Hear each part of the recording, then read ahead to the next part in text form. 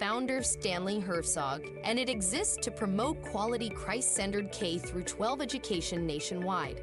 Hi, this is Chris Stegall with the Herzog Foundation. We offer a wide variety of resources relevant to today's families, including a free online publication called The Lion. The lion is one of God's most majestic creatures, symbolizing strength and courage. Named for its attributes, the Lion publication carries articles covering a wide range of topics facing American families and culture, especially related to the education of children. The Lion can be found online at readlion.com.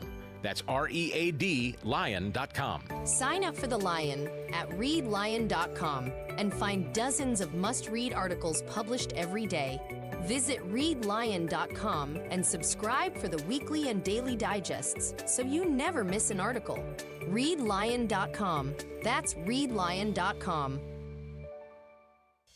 All the information I need on the drive to work. Mike Ferguson in the morning. I keep it on throughout the day, whether it's local, national, or something big that's happening overseas. News, analysis, and opinion. St. Louis is #1 for conservative talk. News Talk STL.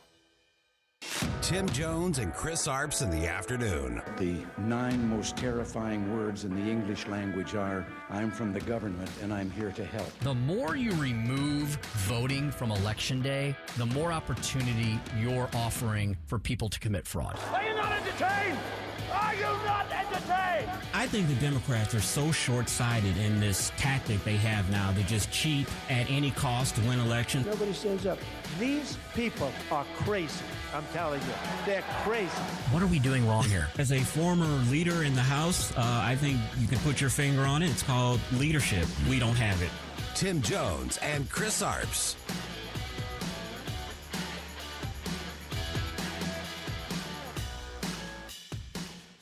Just hours ago, the BMW Championship Week teed off at Bellerive Country Club. This week, 50 PGA Tour players will compete in the FedEx Cup Playoffs event. Today, golf fans were invited out for a new event called the Opening Drive. They got a look at the course, they were able to shop merchandise, and took photos with the J.K. Wadley Trophy. I mean, it's the first time we've had this, and I think the reason that we're doing it this year for the first time is because we've just had such an overwhelming response from the golf community here. I think people are just really eager to catch a glimpse of Bellerive Country Club and really get a sneak preview of what's to come this week. And I was there. I'll tell you all about that in a moment. Welcome to the Tim Jones and Chris Arps Show. Yeah, the golf world coming to St. Louis this week. Very excited about that. It is Monday, August 17th already. We're past the middle of March 2026, 4:06 in the p.m. Tim Jones and Chris Arps Show. You're listening, of course, to 101.9, 94.1 News Talk STL, online at newstalkstl.com, streaming worldwide on our world-famous app, News Talk STL, available for iPhone and Android. You can listen to us on smart speakers. You can listen to us on just about any streaming device imaginable because we are on Rumble and Facebook and Twitter and YouTube and Instagram. You need all those details about how to connect and how to share, how we can connect with others. Simply go to newstalkstl.com. I'm Tim Jones. Chris Arps is out today. He's fine. He's all good. Had to take a personal day, but we got a report that he is doing all just fine and dandy. He'll be back with us tomorrow. Joey V in the studio with me today. Joey, we're not flying solo, so what do we say if there's two of us? We're bipolar? Is that what we say? I like that, yeah. Joey, you have a good weekend? I had a wonderful weekend watching the Cardinals and the Cubs. I'm sure we'll get into that later. Yeah, we're going to give a little sports update because it's that time of year where a lot of the famous summertime sporting events are over, so we now turn our attentions to fall. And boy, does fall have everything for the sports aficionado, like across the spectrum. You've got college football and the NFL coming back in action in just a few weeks. You've got Major League Baseball playoffs right around the corner. You've got these huge golf events because even though the majors are over in the golfing world, for both the men and the women, you've got the men's FedEx Cup. That's part of what's in town this week. In St. Louis, very exciting, at Bellerive Country Club. The second or third leg, I lose track sometimes, of the FedEx playoffs. This is the BMW Championship. We're down to the 50 top golfers on the planet competing for that big FedEx Cup. And my family and I went out to Bellerive yesterday. I'll tell you about that as well. We also had, I was thinking about Joey V yesterday. Joey, we had some very sad news from Hollywood land, and I was going to ask you about the death of Hayden Panettiere in our 5:45 p.m. segment. Joey, this has really shook the arts, culture, and movie world, hasn't it? It has, and something that I did this year to get ready for the latest Scream movie, Scream 7, I watched all the other Scream movies, and she's in 2 of those. So as soon as I saw her, I thought, oh my gosh, I had just seen her in Scream 6. I recognize her, and I know I've seen her in many different things, but I wasn't like I didn't know everything about her catalog. But she's an incredibly accomplished young woman, and it's really sad to experience her passing. I also have some happier news, Joey. I saw there was a bunch of buzz. Joey, I don't know if it's because we're like, the kids are going back to school, Labor Day's around the corner, summer's wrapping up, and so they're starting to turn our attentions in the mass media world to like the fall and the winter box office. But Joey, I saw a lot of buzz this weekend about Avengers Doomsday. Is that what it's called? Yeah, it comes out the same day as Dune 3, so they've been trying to make this thing happen where you say Doomsday, but it's just making people sound stupid because they forget the name of the movie they were actually talking about. Yeah, Avengers Doomsday. I think tickets just went on sale, so it may be the first movie to ever make $100 million before it even is on screen. Holy People smokes! just buying tickets ahead of time. And I saw that Spider-Man. What's the name of the newest one? Brand New Day. Brand New Day. Smashed a record, I believe, over the weekend internationally. Like it's crossed the $2 billion mark or something, and it just keeps on rolling. Just crossed $2 billion, yeah. So lots of great stuff there. We have, of course, a ton of stuff in the political and public policy world. Lots of news regarding the Civil War. Yes, the Civil War that's going on in Democrat land. This is probably the most unreported Civil War that has ever occurred, like in a political structure, because, of course, most of the media, not all of the media, not us, not Fox, not Newsmax, OAN, whatever your pleasure might be on the national news front, we're not part of liberal land, but so much of the dinosaur legacy media still is, right? And you've just got these multitude of networks, largely propped up by whatever's keeping them going. But, you wonder sometimes who the heck is watching MS Now anymore. Like, we talk about CNN a lot because they've got Scott Jennings on there, and every once in a while they have like some flash of, they have like some epiphany, for the moment. So, and we'll play some Bill Maher, right? He's an old school liberal who's been bashing today's Democratic Socialists of America Party. And so there's all that, but like I don't know the last time I've seen a clip or anything of interest coming from MS Now. The name change, I think, was catastrophic for them because no one knows what that is anymore versus MSNBC, right? Which is, has the NBC moniker in it for better or for worse, but it's a familiarity thing. But anyway, you've got CNN, you've got MS Now, you've got the dinosaur legacy corporate media networks of ABC and CBS and NBC. There's just a multitude of them, and they all beat the same drum, right? Liberals, good. Conservatives, bad. Anything on the center left, especially further to the left side of the spectrum, is something that they view as positive, and anything on the center right side of the political spectrum, no matter if it's a little bit over or much further over into more conservatarian, libertarian land, that, of course, is bad. So they're not going to report on this Civil War, but it is happening. It is absolutely happening indeed, and I've got the receipts for that. We're going to talk about that in the stump speech today. But there's a lot of news from the Middle East, and that's why, and there seems like there's always a ton of developments in the international sphere over the weekend, which is why we have cleverly, maybe it was accidentally, but I'm going to say it was cleverly, it was clever of us to place Jim Talent at 425 every Monday. We've got this, is it a scandal? Is it not, about the USS Lincoln and these allegations of degrading conditions on board? Or is it just something where, the soldiers and sailors are kind of tired and cranky and they just want to come home for deployment because it was a very long deployment, much beyond the usual. So is the morale aboard the USS Lincoln as bad as the media wants to portray it? Is it not maybe as good as some conservatives and Republicans want to portray it? Is it somewhere in the middle? That's probably where it is. But we'll ask Jim Talent about that. He is very interested, as always, and he's a big student of and a defender of and a fan of the U.S. military and our U.S. military men and women. He knows so much about it, and that's why we're going to have him on at 425 today to talk about the morale aboard the USS Lincoln and about the switch out of the USS Lincoln aircraft carrier with the USS George Washington, which is now on its way to the Middle East. Donald Trump has also ordered the Pentagon to substantially reduce ongoing annual joint military exercises with South Korea. What was the reason for that? And the latest, never probably good to say the greatest, the latest developments of Ukraine and Russia. It seems like this headline here about Ukraine launching hundreds of drones across Russia is like the same headline we see. Ukraine launches drones, Russia launches a counterstrike, Russia launches a strike, Ukraine launches drones. Is this war of attrition ever going to see the daylight of an ending? We'll ask Jim Talent about that. And communist China continuing to be an existential threat against America. I wish we heard more of that because I really believe that's true, and I believe the good senator and so many of our military international experts believe that. You just don't hear too much of that coming out of Washington. So we'll talk about all those issues and more with Senator Talent at 4:25. At 4:45, I will continue to bring you up to speed on all of the massive headlines of the day. There is quite a few of them.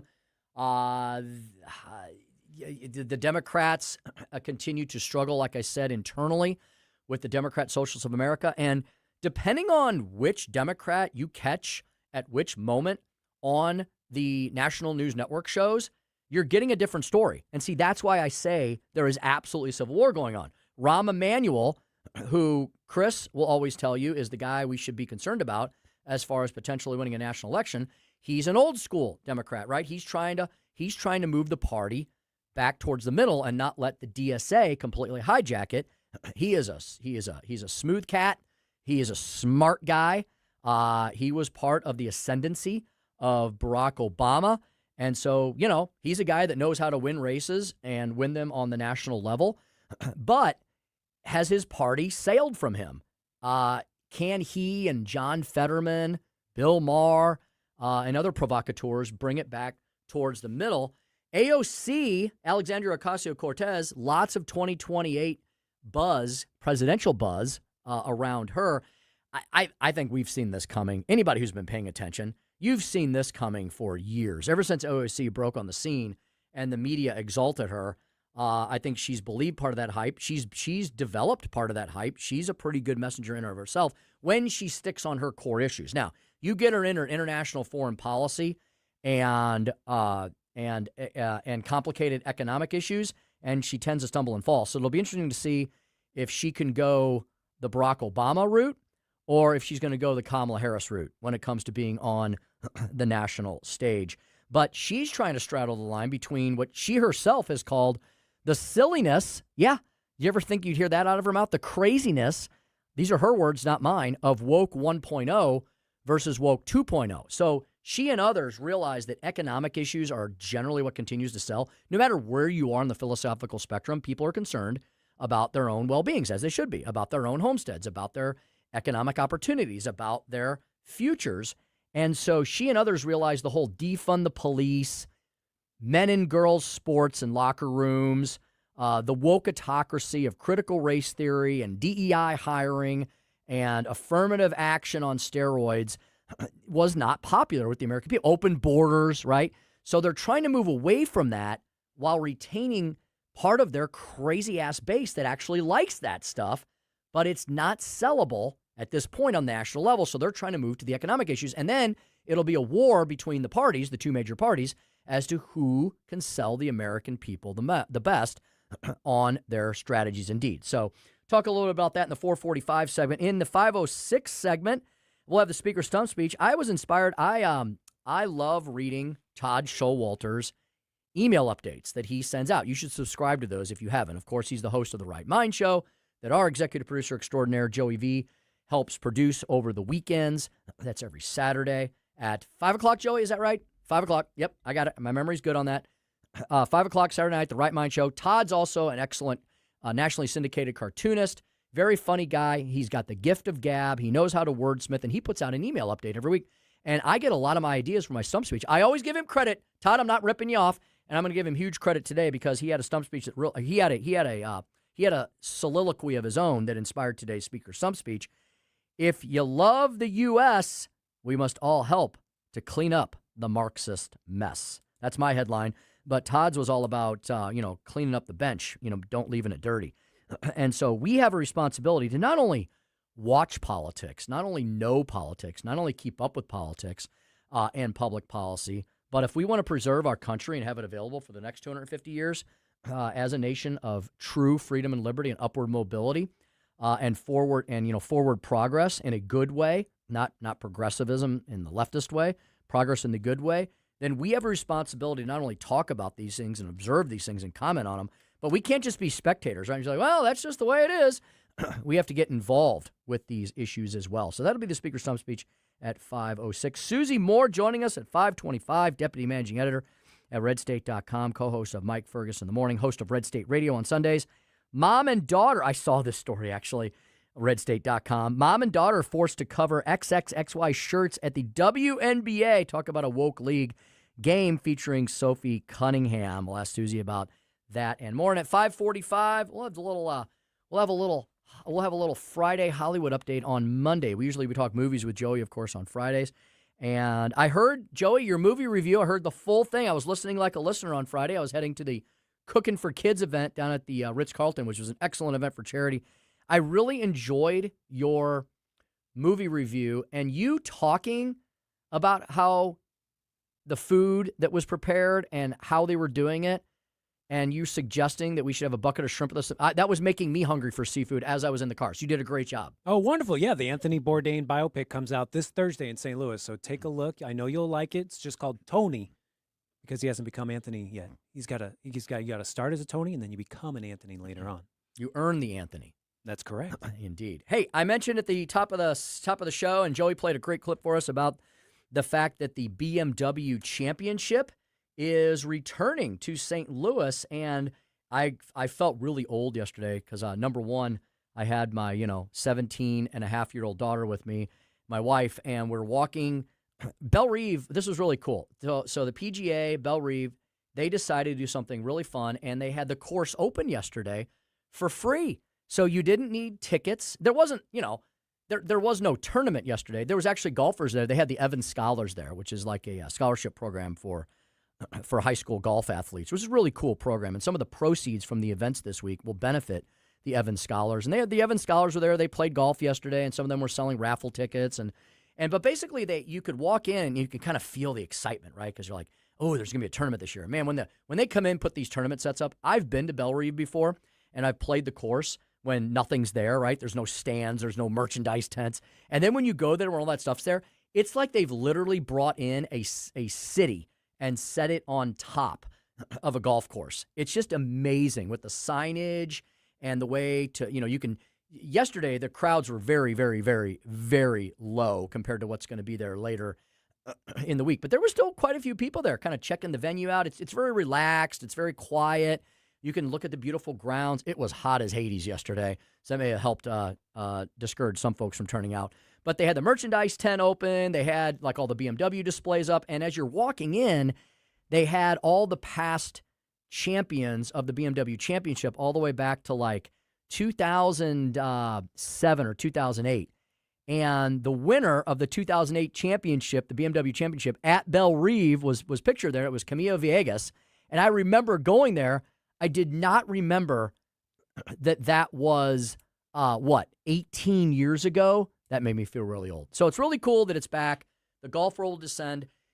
Tickets for sporting events these days, I know, can be extremely exorbitant.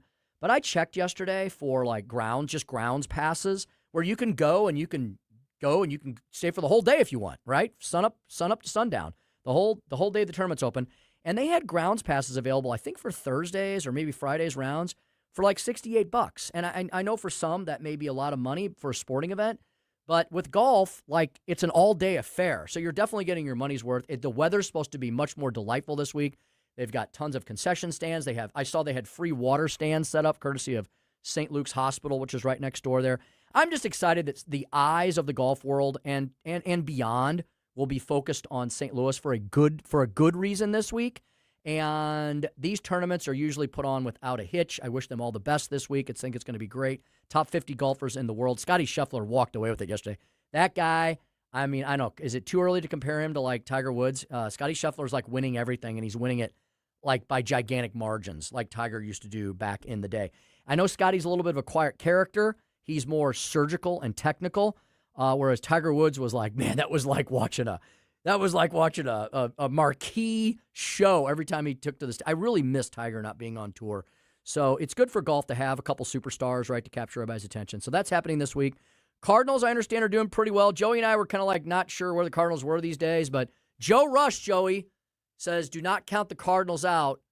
They're technically still very much in the wild card hunt, and he's saying there's still a chance. I don't believe there's a chance, but they're fun to watch no matter what. Just all the other teams in the NL Central are so good this year.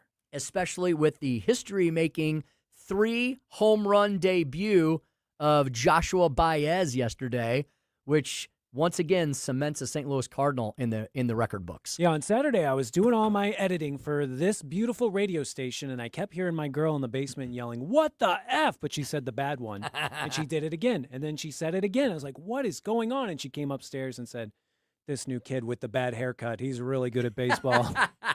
And then, of course, Sunday, he kept striking out. But today, luckily, he got hit by a pitch. So that's good. So he's back on base again. People have been calling him, was it Casey at the bat, where it's either home runs or nothing. So we'll see where he evens out eventually. But it was great when he had, 1,000 batting average. It was great when they threw that stat up on the screen. Remarkable. All right, let's get to another remarkable guy, and that is former U.S. Senator from the great state of Missouri, Jim Talent. We're going to get our international update from Senator Talent and more when we come back on the Tim Jones and Chris Arps Show. Chris out today, but back tomorrow here at 101.9, 94.1 News Talk STL.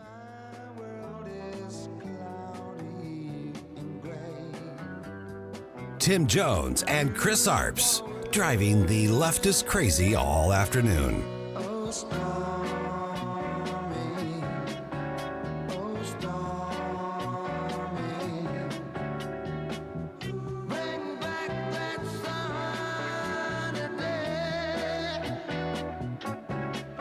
From the News Talk STL Weather Center. I'm First Alert 4 Chief Meteorologist Steve Templeton. Near normal heat in store for our Tuesday. A low of 66, and we'll watch for some patchy fog in the morning.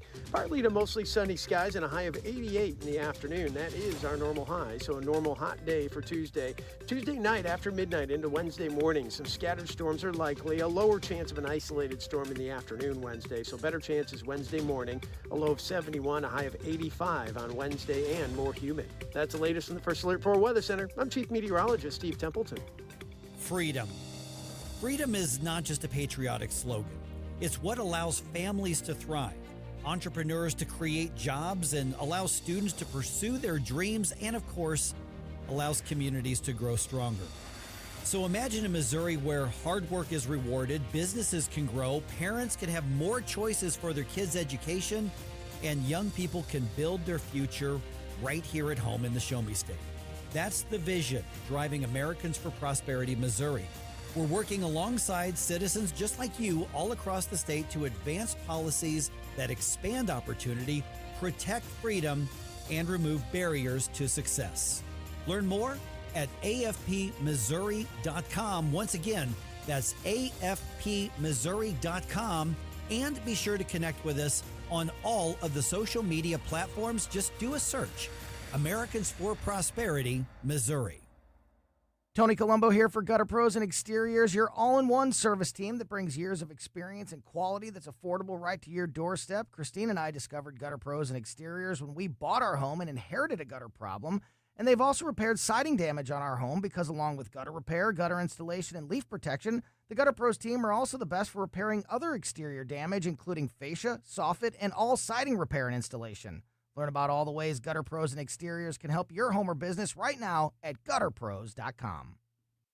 Mark your calendar for the annual Leadership for America Dinner 2026, Friday, September 25th at the St. Charles Convention Center Grand Ballroom.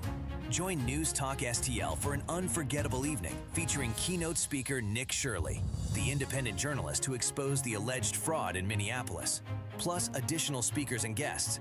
Dinners included. So come hungry for great food and bold ideas. For tickets and more information, visit newstalkstl.com. At Body of Health, we're a small but mighty family operation with big ambitions for your health. I'm Helene Tobler, and I'm jazzed about how our MRI-grade body composition analyzer is putting personalized health and wellness on steroids. It helps me and Dr. Tobler, that's my husband, Refine the advice we give to help you feel better and live longer. Body of Health, trusted, discerning, affordable healthcare the way it ought to be. Learn more at bodyofhealth.com. That's bodyofhealth.com.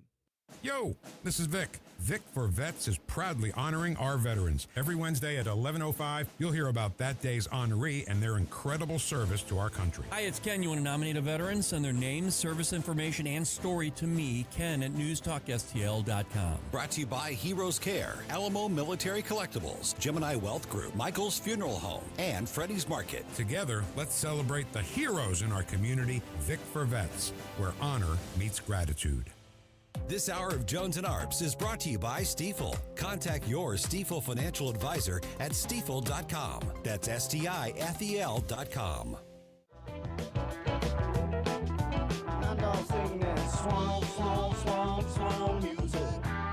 Follow Tim Jones on Twitter at Speaker Tim Jones.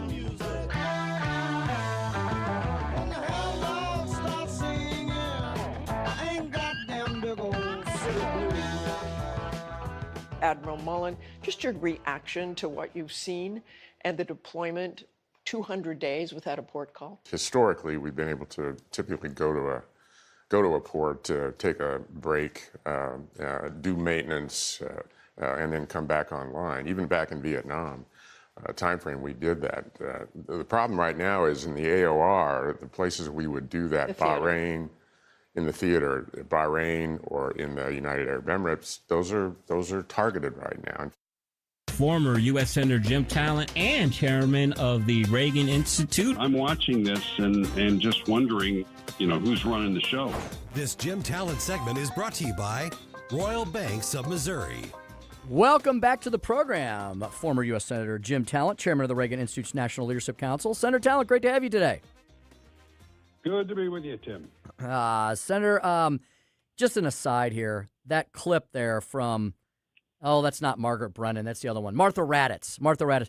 Senator, I don't want to drag you down my own little personal animus rabbit hole against the national media, but don't you love when the extremely left-leaning national corporate media feigns care and consideration for our U.S. military men and women? I'm sorry, I just don't believe that she gives a rip. Yeah. Well, especially because they don't know anything about what they're talking about. Now, Mullen may be correct that we haven't had 9-month deployments without a port call, but we've had 9-month deployments for a long time because I was complaining about it in the 90s. And the reason is the Navy's too small. If you want to say we need more aircraft carriers, fine, I agree. We only have 11. When we debated this, and there was a time, we had 12 in the 90s, and we did a lot of hearings on it, and we really needed 14 or 15, okay? And I want to go down to my own rabbit hole here. Sure. But people need to understand that typically the Navy can only keep one ship deployed for every 3 ships it has because the other ships have to be in maintenance. We've got, I believe, 3 carriers laid up now in long-term maintenance. It's 2 or 3. And then the others need routine maintenance, and they need to retrain. And, of course, the sailors need time off. This is a wartime situation where we always anticipate a surge. But, yeah, I mean, if you want to make the point the Navy's too damn small, and the president issued a maritime executive order last week, which is, it's one of a series of things they've done. I wrote a column about it a couple of weeks ago to rebuild the maritime industrial base, which we have to do in order to rebuild the Navy. So that's a problem. I've expressed my concern about it before on the show about the effect, the strain on the Navy of a long-term deployment like this, but it's because the Navy is too small. And yes, they have had 9-month deployments before. The ideal rhythm is about a 6-month deployment, 6 months on, 6 months off. Mm-hmm. So, Senator, I can understand. Let me start over. I wanted to let you know that I was recently on an aircraft carrier. We were out in San Diego for a little family vacation, and we visited the USS Midway Museum, which was a remarkable experience for my family and for me. And I understand that was, at the time, in 1947, one of the largest aircraft carrier in the world, and then it quickly was surpassed by ones that were built after it. But it's still a remarkable structure. So I can understand, walking in all the cavernous innards of the Midway, how, 9 months at sea, people could be itching for a break. But is the media, once again, I may be asking the same question over again, are they making a mountain out of a molehill here? Yes. I mean, largely they are, because they don't want to. Again, you cannot overestimate their ignorance. So, in other words, they have no framework, either from a foreign policy or defense policy standpoint, in order to consider what's actually happening in the Middle East. I mean, we had a 5.5-week mission, which effectively destroyed the national power of the Islamic Republic and shattered their strategy for the Middle East.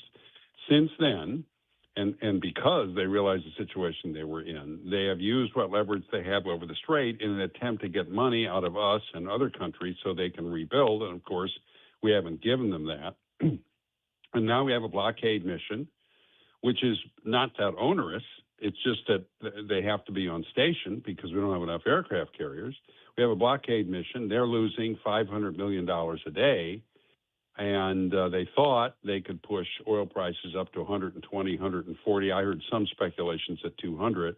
And it's been hovering around 80 because we're getting oil through the strait. Chris Wright said last week 9 million barrels are going through a day. You combine that with what we're getting, the extra pipeline production, and we're pretty much back to what we were getting out of the Middle East before all of this started. So this is an important objective. The guys and gals sign up for it. They understand in a conflict, in an armed conflict type situation, they might have to do the long deployments.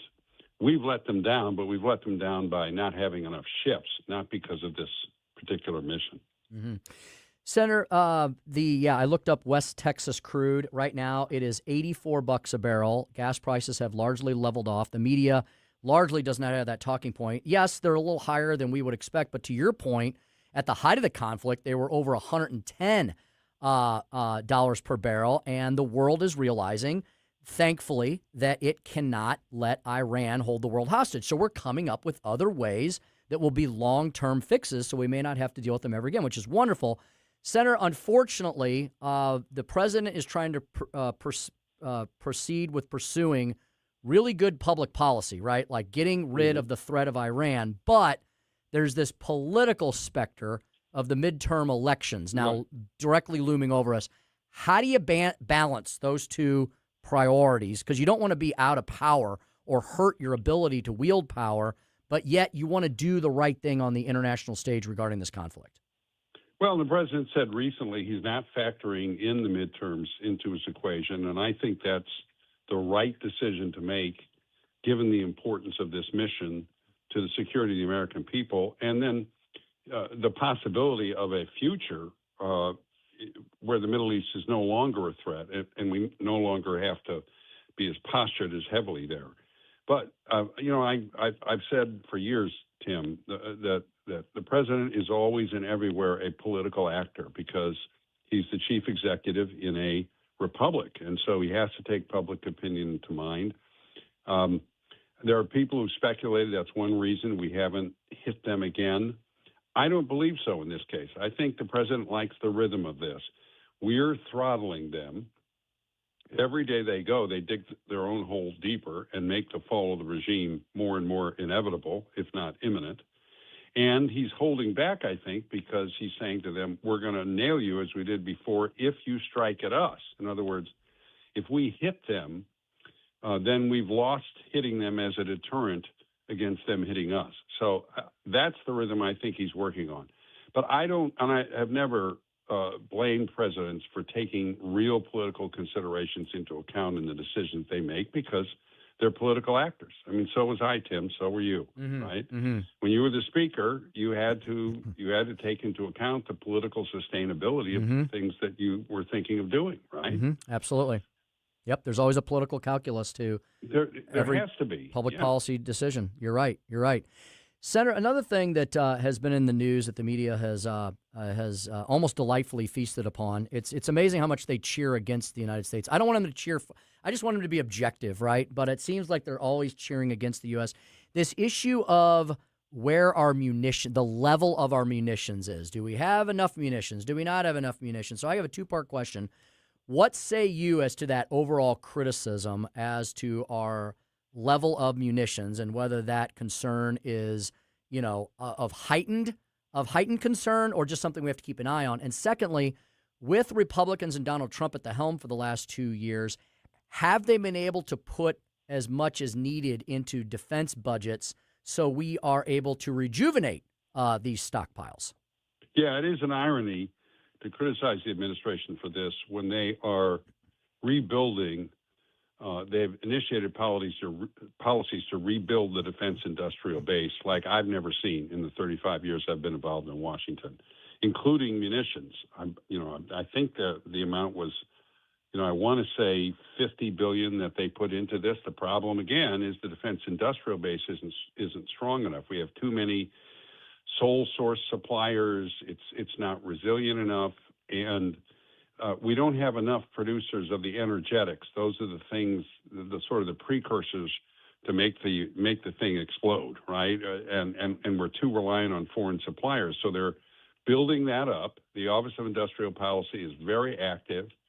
We're taking positions in companies. We're providing capital. We're helping companies get across, the research, the death valley of research to commercialization. It's very, very active.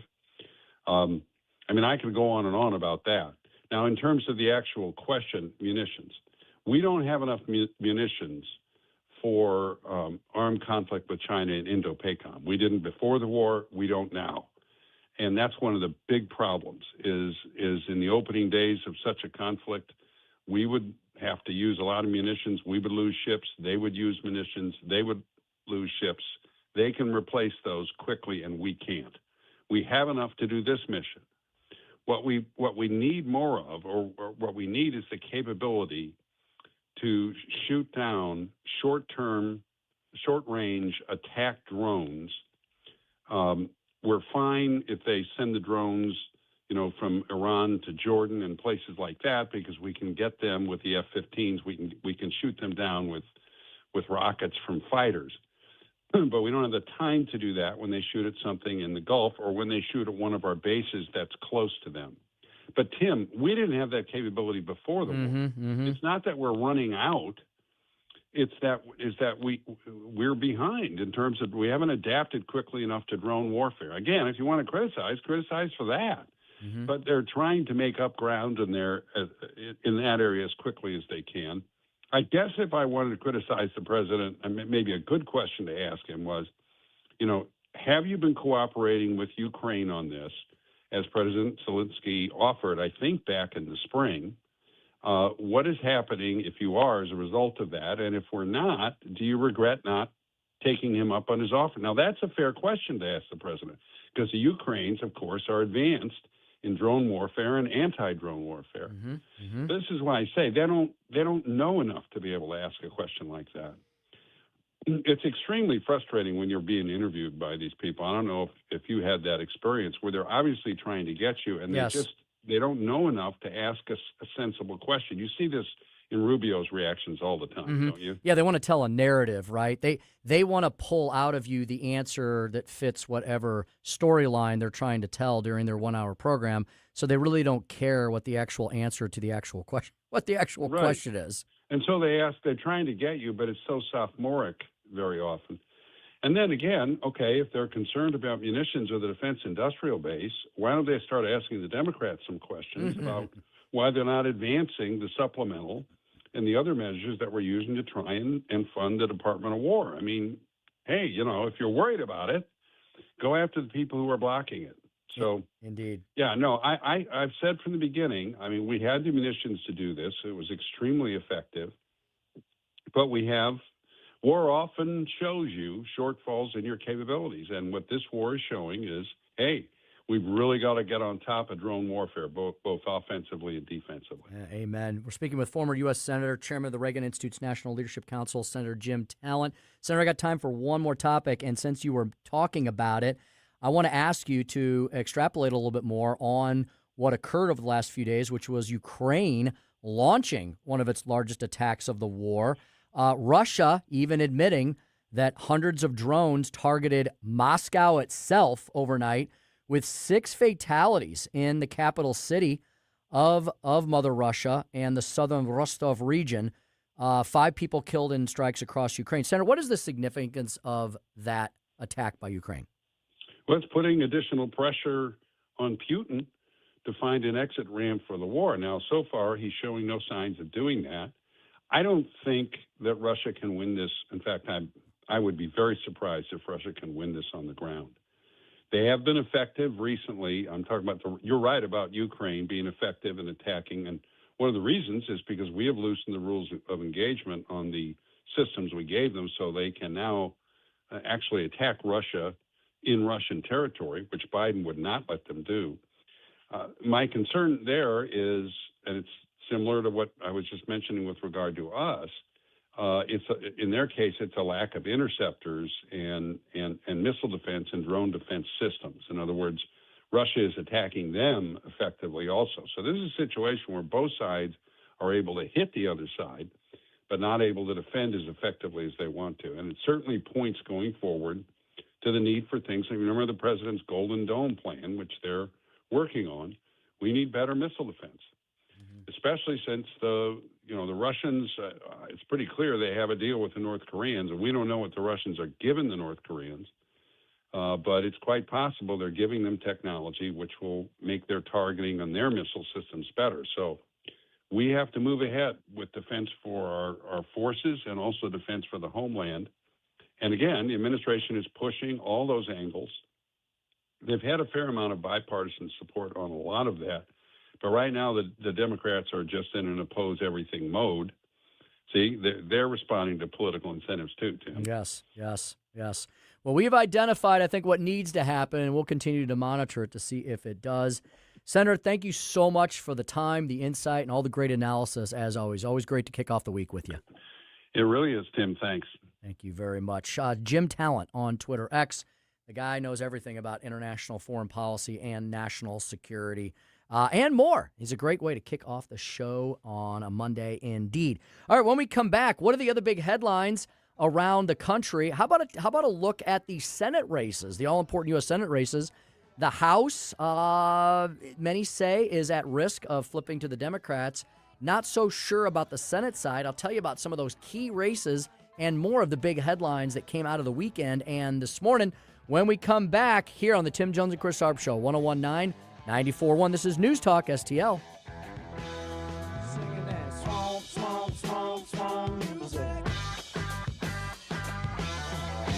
Like and subscribe to us on Rumble. News Talk STL.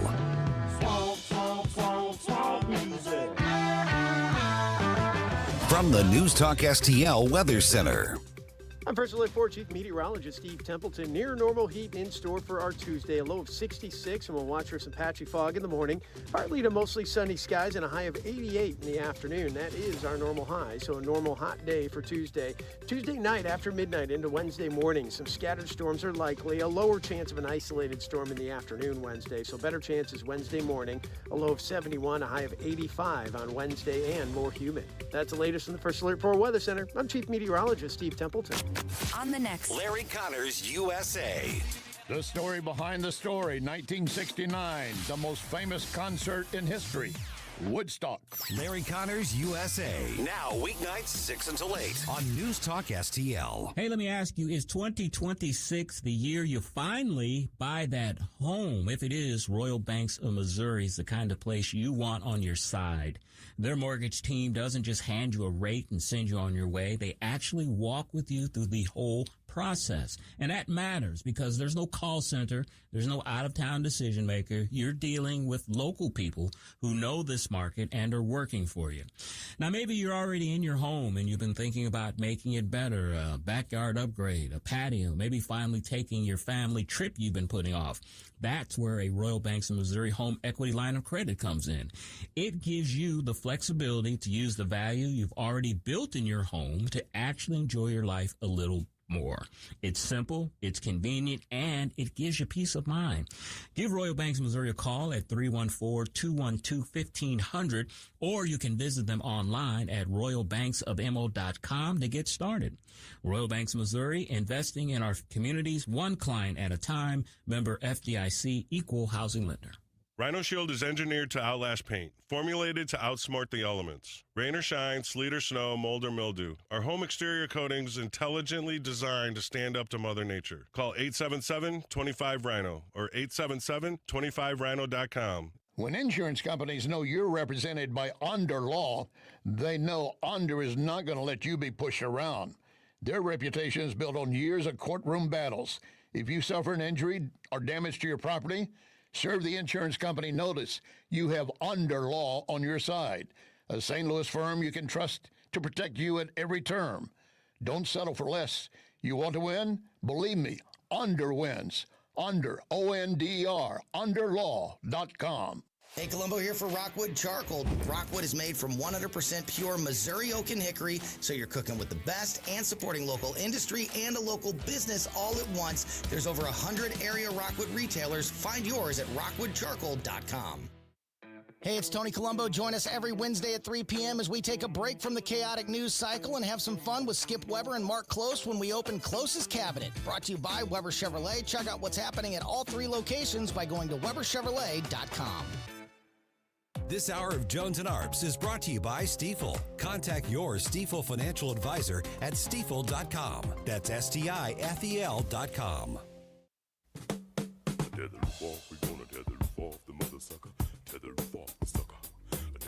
Tim Jones and Chris Arps in the afternoon.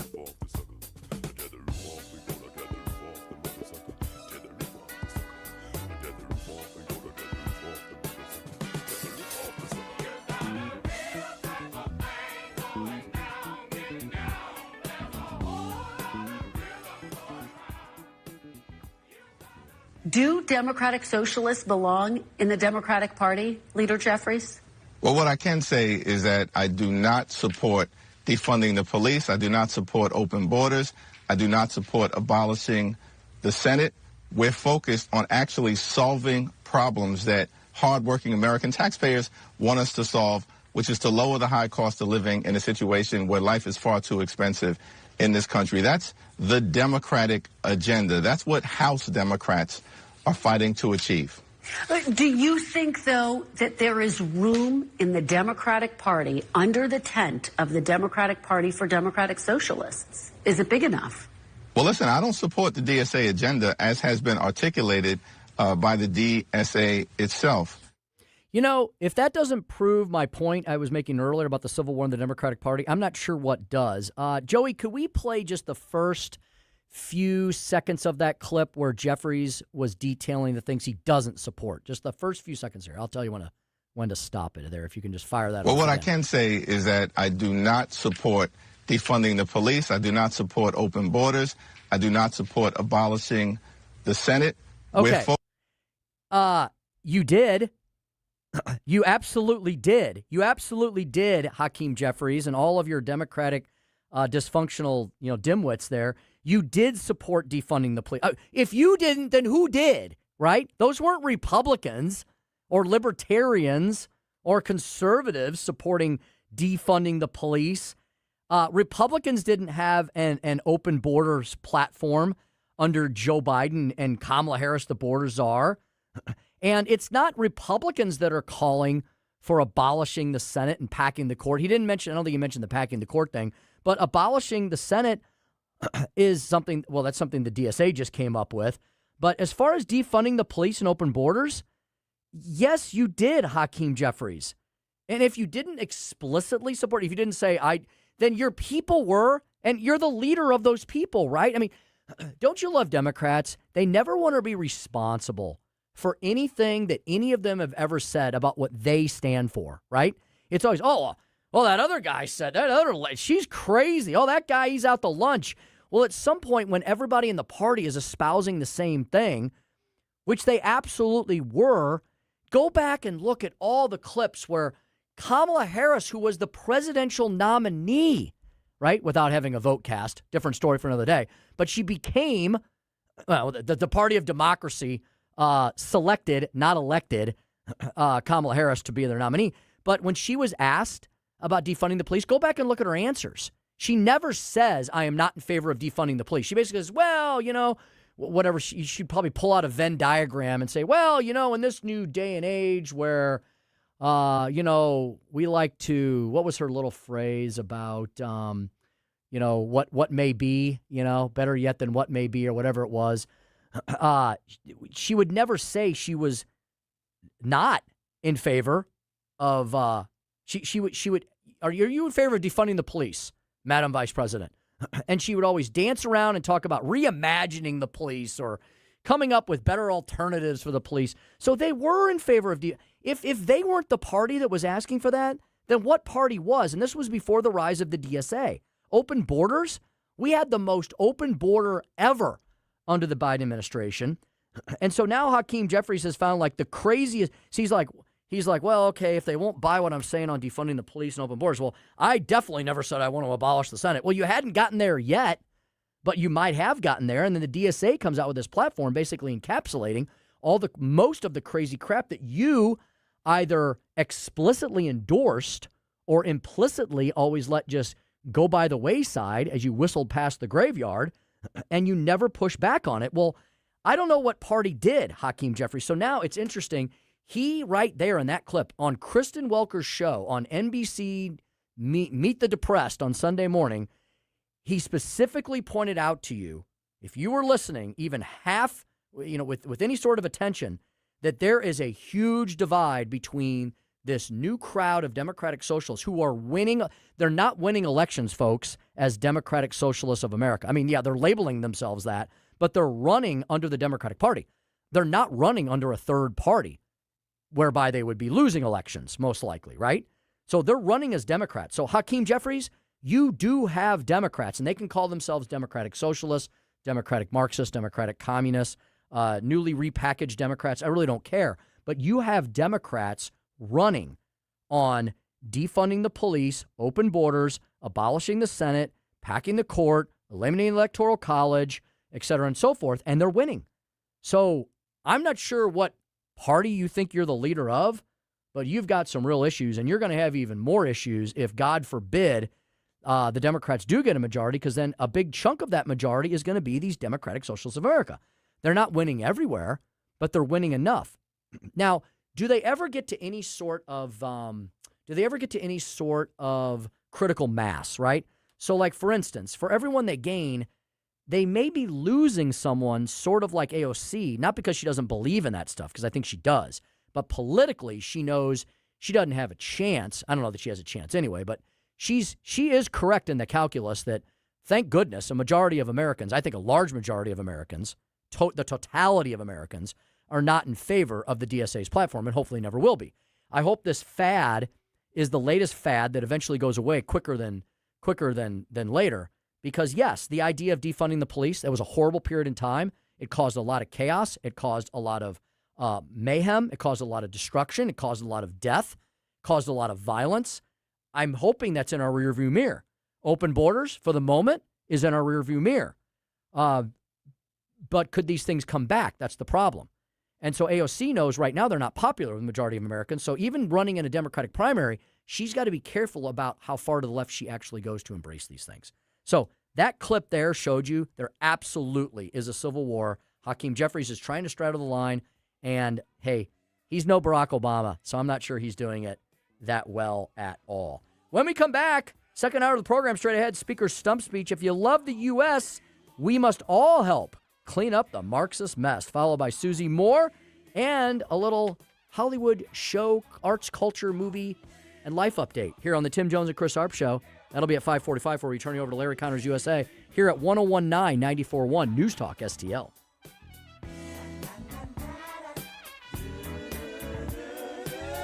Tony Colombo Colombo here for All Solutions Pest Control, the team Christine and I trust to protect our home. We've used multiple services at multiple homes over the years, and I can tell you from all that experience, All Solutions is second to none. If you have a pest problem of any kind, or more importantly, just want to prevent a problem, All Solutions is the team to call. Learn more and take advantage of their incredible $67 introductory offer right now at allsolutionspestcontrol.com. If a pest-free home is your goal, call All Solutions Pest Control. Tired of being the main course at your own backyard barbecue? Meet the Mosquito SWAT Team, a locally owned, family-run business right here in St. Louis. Every member is a licensed technician who custom mixes your treatment on-site built for you and your family. Unlike the other guys, we don't show up with one pre-mixed option. We have over 15 options, including bee and pollinator-friendly choices, and we never lock you into a contract. Start and stop whenever you're ready. Take back your backyard. Call or text 314-861-0096 or visit themosquitoswatteam.com. When you're approaching retirement, there are a lot of questions to answer. Do you have enough money to fund your income for life? How should you claim Social Security? And what's your plan for health care and long-term care? Hi, I'm Eric Robert, Director of Investments with the ClearPath Wealth Management Group at Stifel and host of On the Money Saturday mornings at 9 on News Talk STL 1019. Don't leave your retirement to chance. It's crucial to understand and address relevant risks before you retire. Our team can help you get organized, guide you through critical retirement decisions, and create an investment portfolio designed around your needs. To schedule your free retirement plan consultation, go to clearpathinvesting.com. That's clearpathinvesting.com. Or call us at 636-695-2650. That's clearpathinvesting.com or 636-695-2650. Stifel Nicholas and Company Incorporated, member SIPC and NYSE. KLDY HD3 Clayton, K270BW Bellefonte, KNBS Bowling Green. This is News Talk STL at 1019, 94.1, and always streaming at newstalkstl.com. News this hour from Town Hall. I'm Keith Peters in Washington. South Korea hopes for the resumption of diplomacy between the U.S. and North Korea to ease animosities on the Korean peninsula. This comes after President Trump posted on social media about U.S. military exercises with South Korea. The 11 days of exercises involving 18,000 South Korean soldiers is one of 2 drills conducted by the U.S. and South Korea annually and are designed to help with the readiness against North Korean threats. Following Trump's post, South Korea expressed hopes for resumption of diplomacy between the US and North Korea to ease animosities on the Korean peninsula. The latest exercises were officially announced days after North Korea resumed ballistic missile testing activities banned by the UN. That was correspondent Luke Garrett reporting. The Democratic Socialists of America are quietly building a network of activists to influence unions that are central to the Democratic Party. DSA released a pamphlet titled Why Socialists Should Become Teachers, urging socialists to enter the teaching profession not just to make more schools join unions, but to shape how teachers' unions make their demands. It presented as a test case a socialist group of West Virginia teachers. The union had demanded higher wages, but the socialists within urged leaders to make a more explicit demand, not just pay teachers more, but to raise taxes on corporations and fossil fuel companies in order to finance it. In 2020, the Young Democratic Socialists of America voted to build a pipeline to prepare students for these sort of strategic jobs. Bernie Bennett, Washington. Tropical storm Lala has left behind a muddy mess from intense rainfall and flooding as it moved past Hawaii's main islands. The storm weakened from a hurricane on Sunday without making landfall. On Wall Street, the Dow down by 272 points, the S&P lower by 40. More on these stories at townhall.com. Hi, I'm Kirk Cameron. Christian Healthcare Ministries is not another health insurance policy. If you're tired of year-long contracts and pointless restrictions, CHM offers anytime enrollment on your schedule and at your convenience. With CHM, you're paying half the cost of a traditional health insurance plan. So that puts more money back into your budget for everyday needs. Plus, you'll have access to CHM's care solutions for virtual appointments, prescription savings, surgery support, and more. My family and I joined in 2018, and it's changed our lives for the better. We love paying way less while helping other believers afford their medical bills. Take the leap of faith and see why Christians across the nation are better with CHM. Get started by calling 1-833-JOIN-CHM and use promo code WELLNESS for a 50% credit towards your first month. That's 1-833-JOIN-CHM and use promo code WELLNESS. From the News Talk STL Weather Center. I'm First Alert 4 Chief Meteorologist Steve Templeton. Near normal heat in store for our Tuesday. A low of 66, and we'll watch for some patchy fog in the morning. Partly to mostly sunny skies and a high of 88 in the afternoon. That is our normal high, so a normal hot day for Tuesday. Tuesday night after midnight into Wednesday morning, some scattered storms are likely. A lower chance of an isolated storm in the afternoon Wednesday, so better chances Wednesday morning. A low of 71, a high of 85 on Wednesday, and more humid. That's the latest from the First Alert 4 Weather Center. I'm Chief Meteorologist Steve Templeton. This hour of News Talk STL is brought to you by Stifel, serving investors for over 130 years. Contact your Stifel financial advisor at stifel.com. That's STIFEL.com.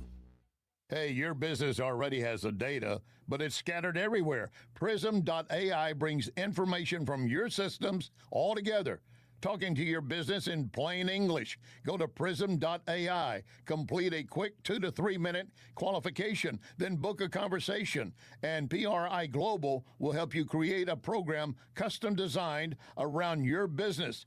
Prism.ai. Prism.ai spelled with the number 1. Prism.ai. License number GL250000615. Hey, Dad, what causes drains to clog? Grease, hair, soap scum, and tree roots. Tree roots? This town has old pipes and big trees. They find each other. They grow inside pipes? They bust into pipes. Whoa. Once they're in, the water stops flowing. Can we fix it? The big green grasser machine can fix any clog. Green is always grasser at grasserhomeservices.com. If you have a phone, you have a radio. Wherever I'm at, home, car, wherever. Download the all-new News Talk STL app. If you have a phone, you have a radio. Just the convenience on the phone. Streaming live on the mobile app. Love the new app. And listen anytime. Everywhere. Anywhere. Tim Jones and Chris Arps in the afternoon. The 9 most terrifying words in the English language are, I'm from the government and I'm here to help. The more you remove voting from Election Day, the more opportunity you're offering for people to commit fraud. Are you not entertained? Are you not entertained? I think the Democrats are so short-sighted in this tactic they have now to just cheat at any cost to win elections. Nobody stands up. These people are crazy. I'm telling you, they're crazy. What are we doing wrong here? As a former leader in the House, I think you can put your finger on it. It's called leadership. We don't have it. Tim Jones and Chris Arps.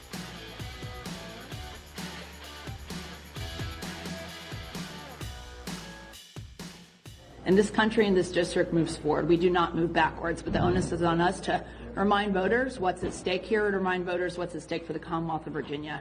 We've seen what the Democrats in Richmond continue to do to Virginia, and we will not let them forget. We saw the gerrymandering push in April. We saw that we were lied to by our governor, who looked at a camera and said, I will not gerrymander Virginia, and then turned right around and made that a priority of hers. This affordability agenda, which then followed 51 new tax increases and all the things that does not make Virginia more affordable and also makes Virginia less safe.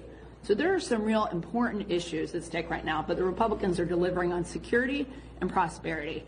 That's Republican Virginia Congresswoman and fighter pilot Jen Kiggins. I really never heard of her, but I looked her up today because I found that clip, and she looks like a badass.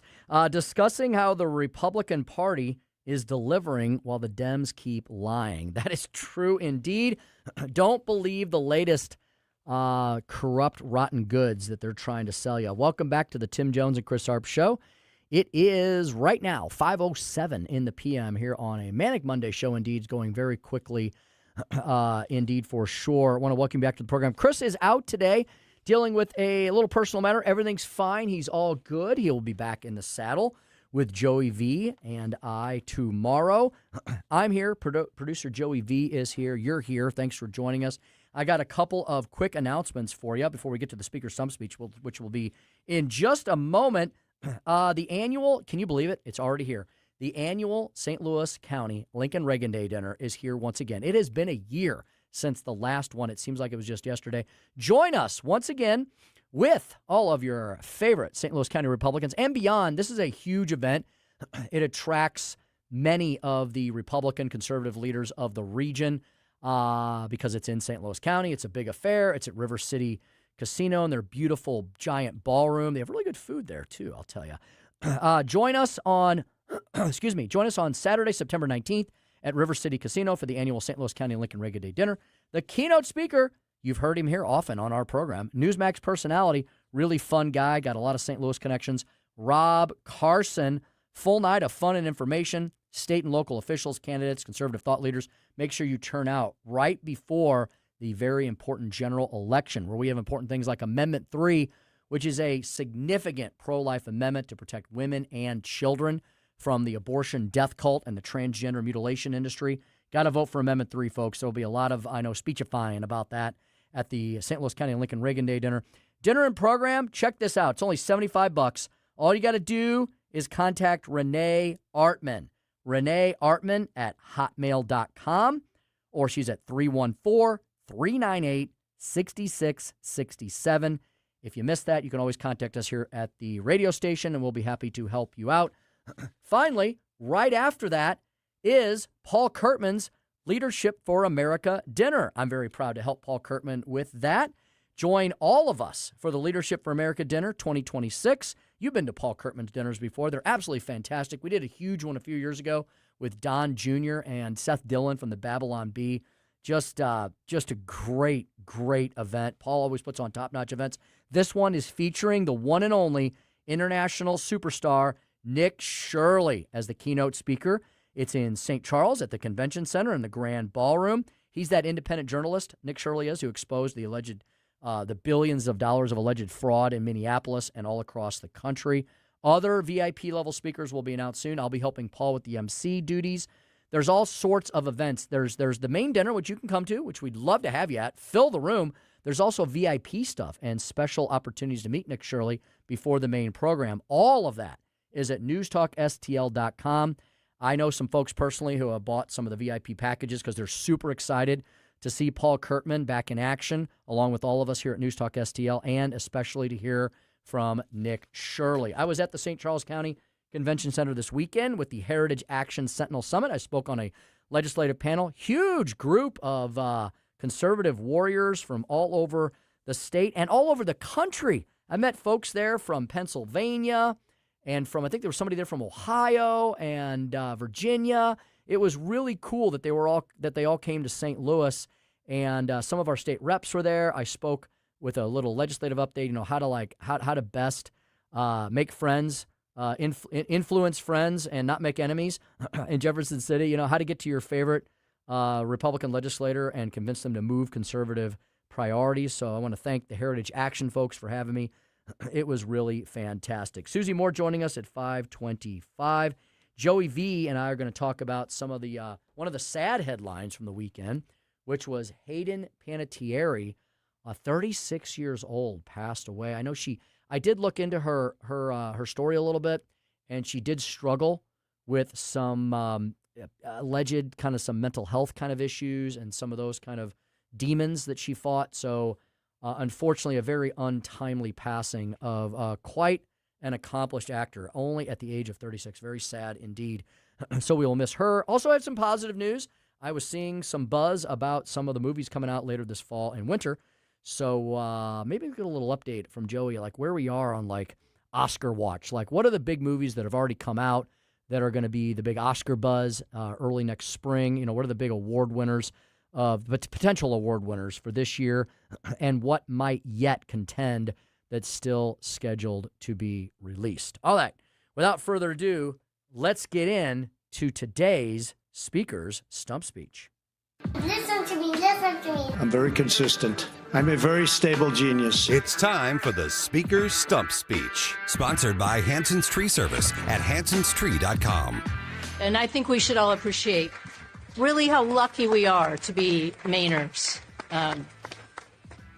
My colleagues could tell you this doesn't happen in every state. You don't have in every state elected officials who show up and care about the truth, or a governor will show up, or an attorney general who's investigating. They just came from Texas in an investigation, and I feel quite confident you didn't see the same thing. Nope. We should really be saying, can't we abolish Texas? But that's a matter for another day. Well, there you go. There's the point of view from Democratic Congresswoman Shelley. I think that's her name's. It's kind of an interesting name. Chellie. Chelly? Like Shelley with a CH? Chelly? I'm not making fun of her. I don't know how to pronounce this. Chelly, I think. Maine Democratic Congresswoman Chellie Pingree. Okay, so I first played you coming into this segment. Virginia GOP Congresswoman, American hero, fighter pilot, Jen Kiggins talking about tax relief and reducing the regulatory burden and making sure that our law enforcement officers are able to do their job without interference from the leftist rage mob, protecting America's sovereignty. America's best days are ahead of it. So that's what you get from the Republican side of the coin, right? And then I played you to show you the dichotomy. The Democratic side of the playbook is we just want to abolish Texas. Yeah, why? Why would you want to abolish Texas? Because they like ICE, they like secure borders, they like sovereign nations, because they appreciate the Second Amendment. They're pro-life. I mean, what is it? Why are you tongue-in-cheek, or maybe they're really wishing it, to abolish Texas? So that's not a very positive view of America. I know we sometimes tease about California, but I don't want to get rid of California. I don't want to abolish California. I want California to be great again. I want the land of the Gipper, Ronald Reagan, where he was governor, one of our greatest presidents ever. I put him and Donald Trump right next to each other on my Mount Rushmore. I want them to be like they were back then. It's it's the land of milk and honey, right? As far as its geography and its topography and what it has to offer and its natural resources and its richness. And yes, there's a lot of great people in California. Look at all the people who voted for Spencer Pratt for mayor of L.A. Look at all the people that voted for Steve Hilton. So many that a Republican made the runoff in California for the first time in decades. I'm not under any delusions that one-on-one Steve Hilton's going to be able to pull it out. I hope he does. Maybe California's hit rock bottom and they want to try something different versus the definition of insanity, doing the same thing over and over again and expecting different results from leftist progressive failed policies. But I don't want to abolish California. I want them to be better. I want them to be great again. So there you have the dichotomy between the positive, think about the way they talk there. The Republican Congresswoman is saying, we can make things better again. We are the shining city on the hill.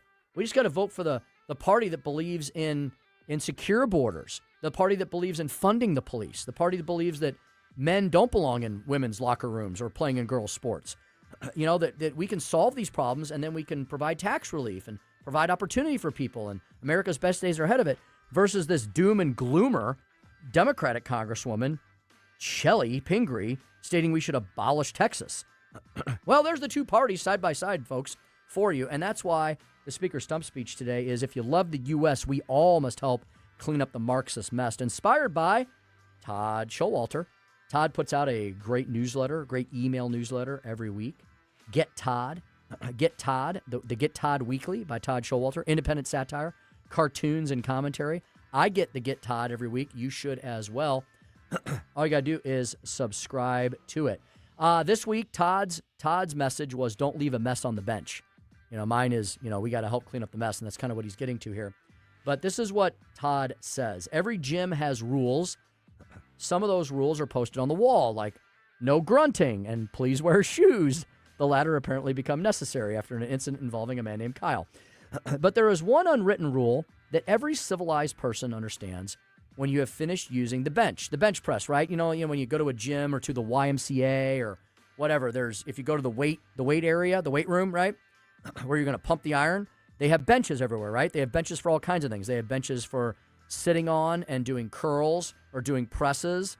They have benches for bench press where you lay flat and push up. You can do flies, whatever. Yeah, I bench. I always have. I benched a little bit. I need to bench a little bit more, but I was a gym rat back in the day, especially in college.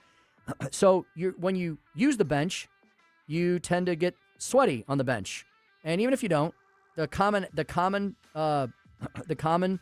accepted rule, the good public policy, if you might let me say that, for gym use is to wipe the bench off. And now gyms have that. Right? They got the handy wipes everywhere. They got paper towels everywhere. Some gyms even have the spray stuff. So you can, get yourself off of the bench so the next person doesn't have to get grossed out. Todd says, nobody wants to lie down in what appears to be the runoff from Niagara Falls. You clean up after yourself because the next person has to use the equipment. It's common courtesy. Which got me thinking, Todd says, why don't we apply that same rule to all of America? Great question indeed. Lately, Todd says, I've noticed a strange attitude among people my age and older. They'll sigh dramatically and say, boy, America sure has become a mess. I'm glad I won't be around much longer, but I sure feel sorry for my kids and grandkids. Really? That's your retirement plan? Imagine hearing that from the captain of the Titanic. Well, folks, we hit an iceberg. We're going down, but I've got a lifeboat. Good luck with all that water. Our grandparents inherited a Great Depression and a World War. Instead of shrugging and saying, boy, this place is going downhill, they built businesses, highways, schools, churches, neighborhoods, and industries. They left behind a country prosperous enough to produce an entire generation called the baby boomers. Today, we've become experts at posting and sharing and liking and commenting and explaining why somebody else should solve everything. We forward articles predicting the collapse of Western civilization, or maybe just civilization itself, and then reward ourselves with another episode of a television series where medieval dwarves are somehow less ridiculous than Congress. Every major problem has now become someone else's responsibility. Socialism? Somebody should stop that. Anti-Semitism? Somebody ought to do something. The national debt? That's going to sting. The culture? Oh, it's terrible. Then we go back to arguing with strangers on Facebook, and in my case, Twitter X, because a complete stranger has once again used the wrong form of your, Y-O-U-R, versus apostrophe R-E. The internet has convinced millions of Americans that they're all modern day Winston Churchills because they typed exactly under somebody else's meme. Congratulations, you've successfully liberated the comment section. I'm not suggesting that everyone should run for Congress or draft the next Magna Carta. Frankly, Congress already has enough people who think a balanced budget is something you order from IKEA. But somewhere along the way, we all started acting like renters instead of owners. America isn't a hotel room where you can throw wet towels on the floor because housekeeping will deal with it. It's your house. It's our house. Our children, our grandchildren are going to inherit it.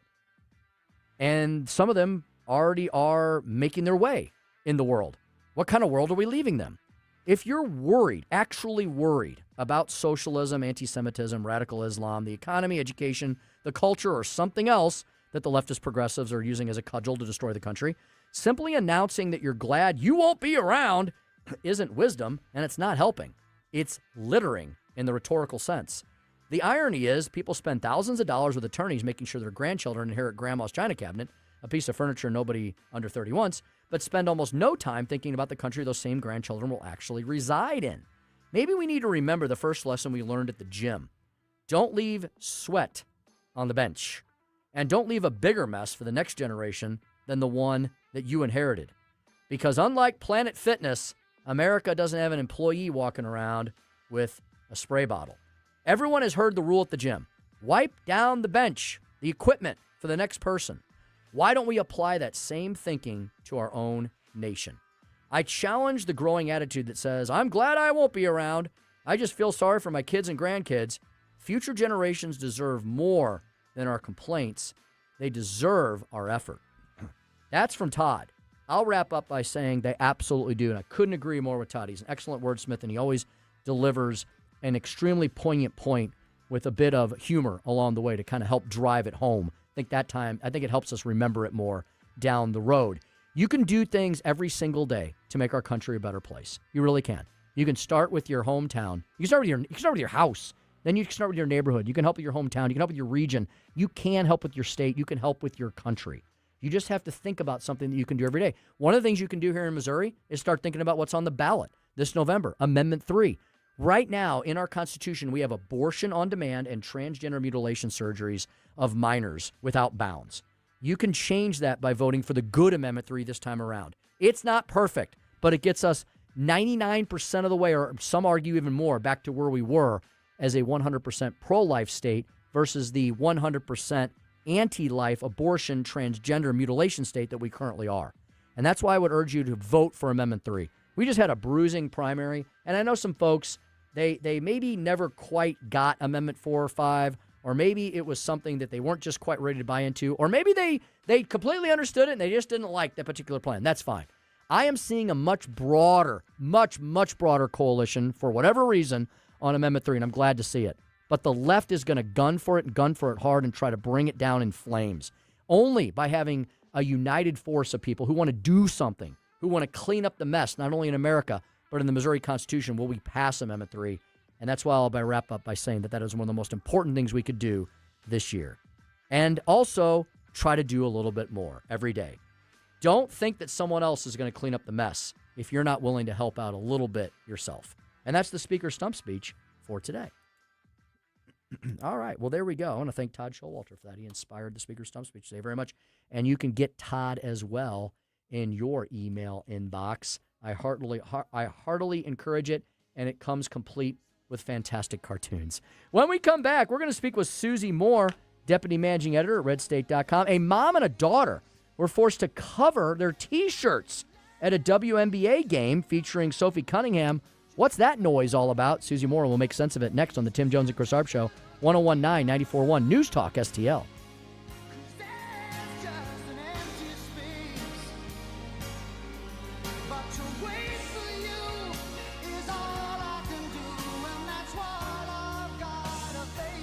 Follow us on Rumble at News Talk STL.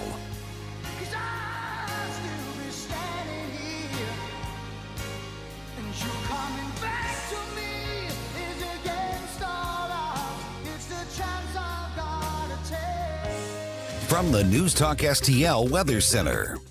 I'm First Alert 4 Chief Meteorologist Steve Templeton. Near normal heat in store for our Tuesday. A low of 66, and we'll watch for some patchy fog in the morning. Partly to mostly sunny skies and a high of 88 in the afternoon. That is our normal high, so a normal hot day for Tuesday. Tuesday night after midnight into Wednesday morning, some scattered storms are likely. A lower chance of an isolated storm in the afternoon Wednesday, so better chances Wednesday morning. A low of 71, a high of 85 on Wednesday, and more humid. That's the latest from the First Alert 4 Weather Center. I'm Chief Meteorologist Steve Templeton. This is what's happening. President Trump says it is happening soon because if it doesn't, people in Iran will die. They are radical and crazy, and they're bloodthirsty savages, but they are not stupid. 1019 and 94.1. Number one for conservative talk. News Talk STL.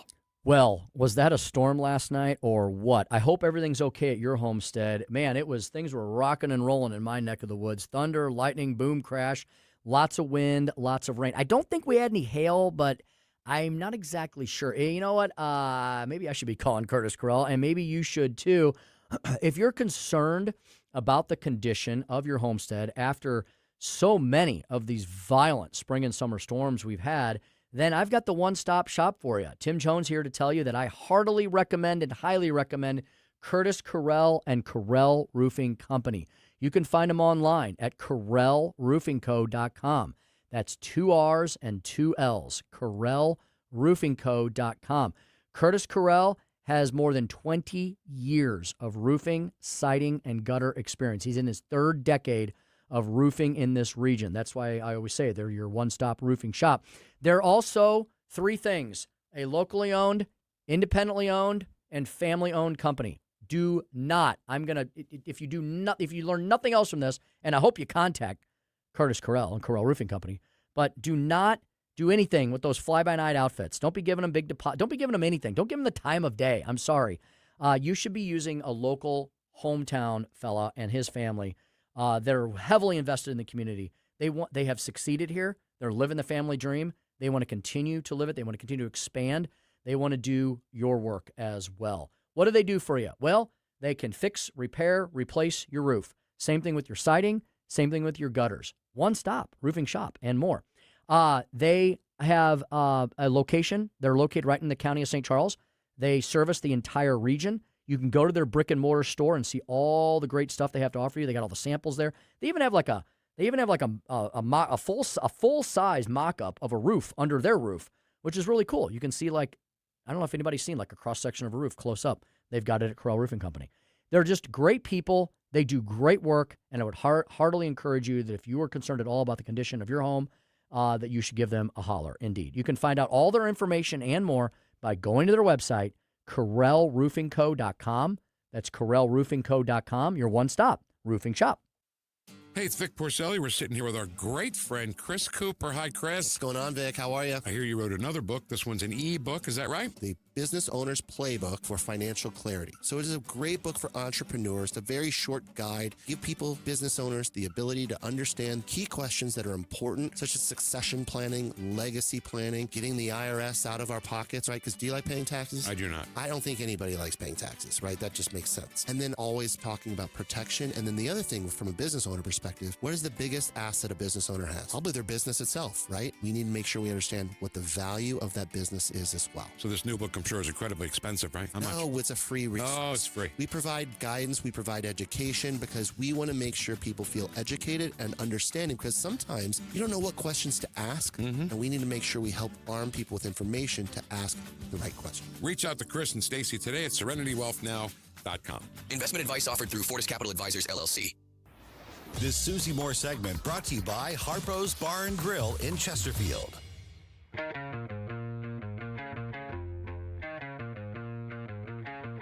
Tim Jones and Chris Arps in the afternoon.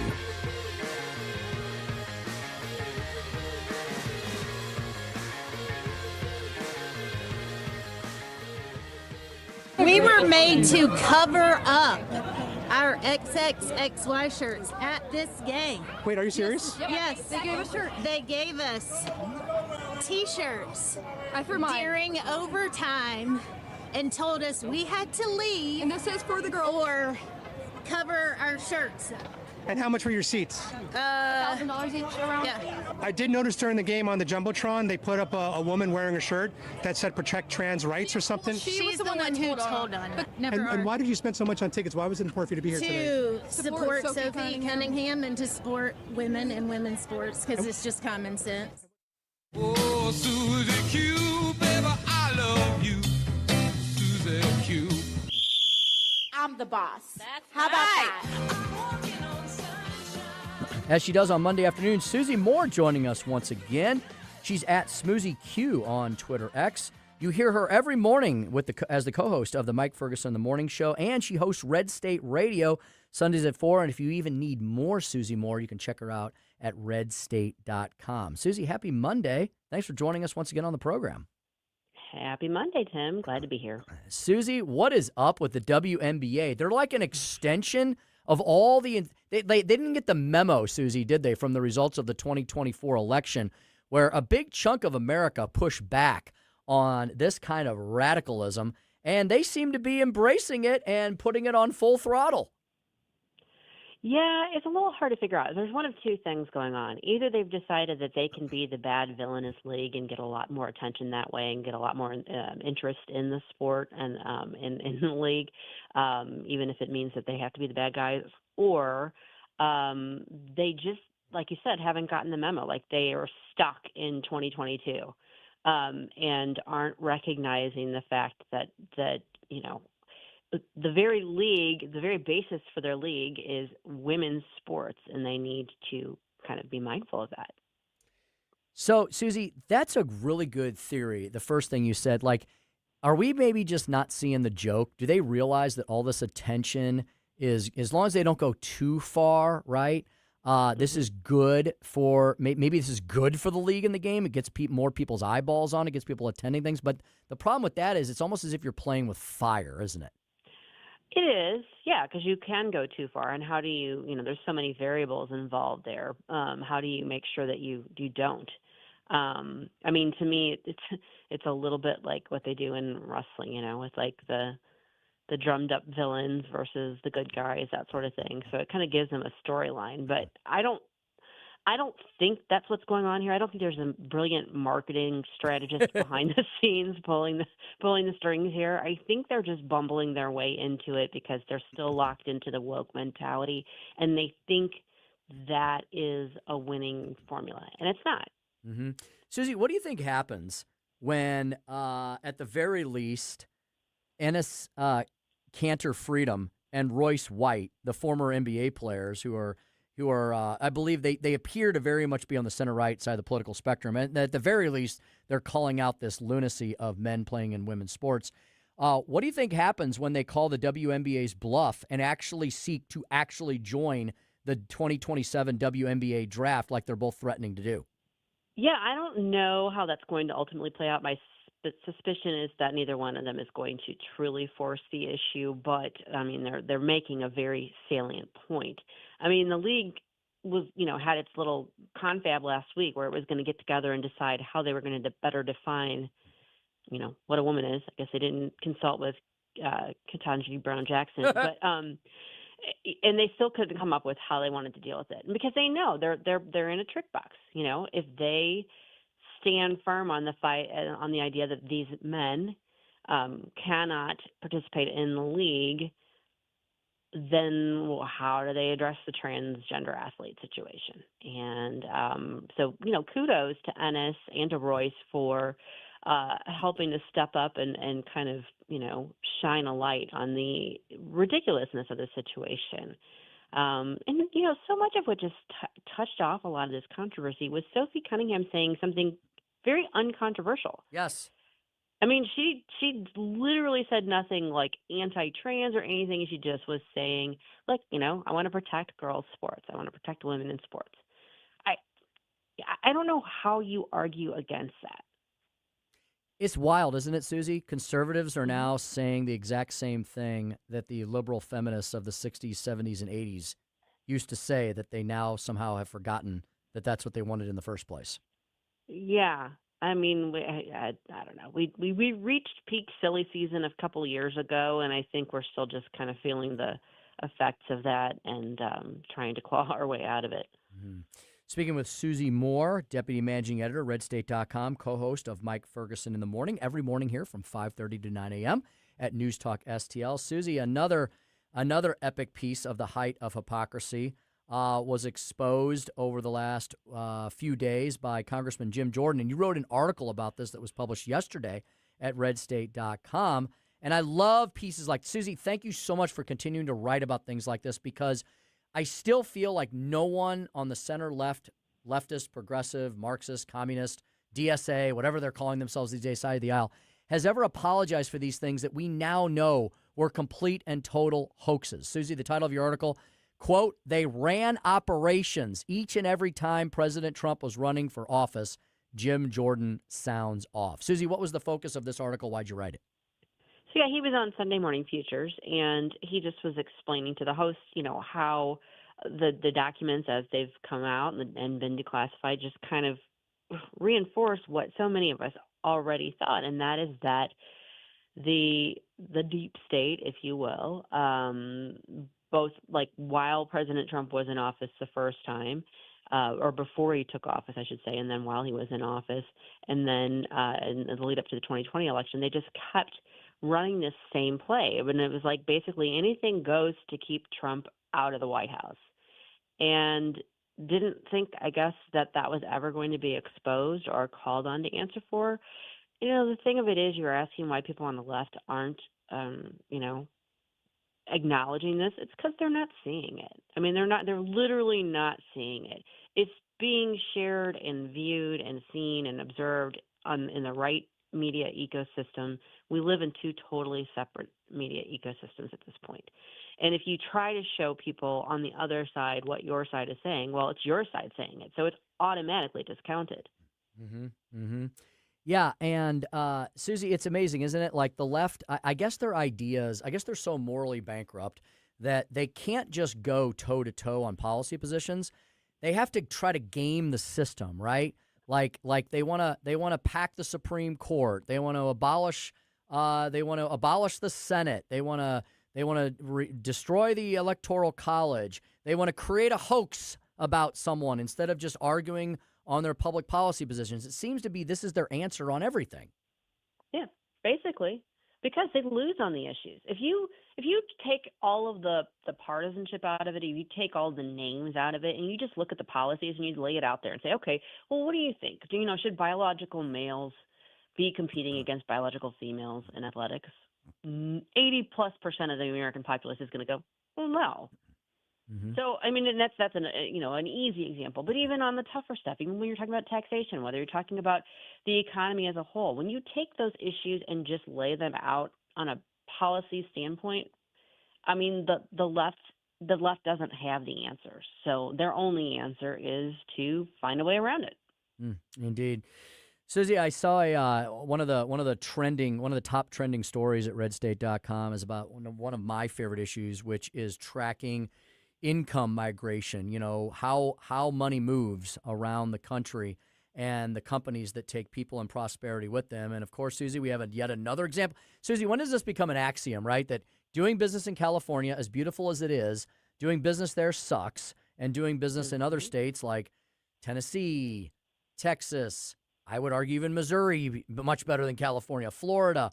Bob Hoge writes an article, doing business in California sucks, yet another company flees Gavin Newsom's Golden State. And Susie, this number really caught my attention. This article is about apparel and e-commerce company Digital Brands Group moving from California to Round Rock, Texas, just north of Austin. And Bob points out that $1.9 billion, so almost $2 billion, has already walked out the door of L.A. County, one county alone. Yeah, that's just LA County. You're not talking about like Silicon Valley. You're not talking about the rest of California. And for all of his bragging over the years about California being the fourth or fifth largest economy in the world, what the heck does he think is happening to it when they keep driving these businesses out with their policies?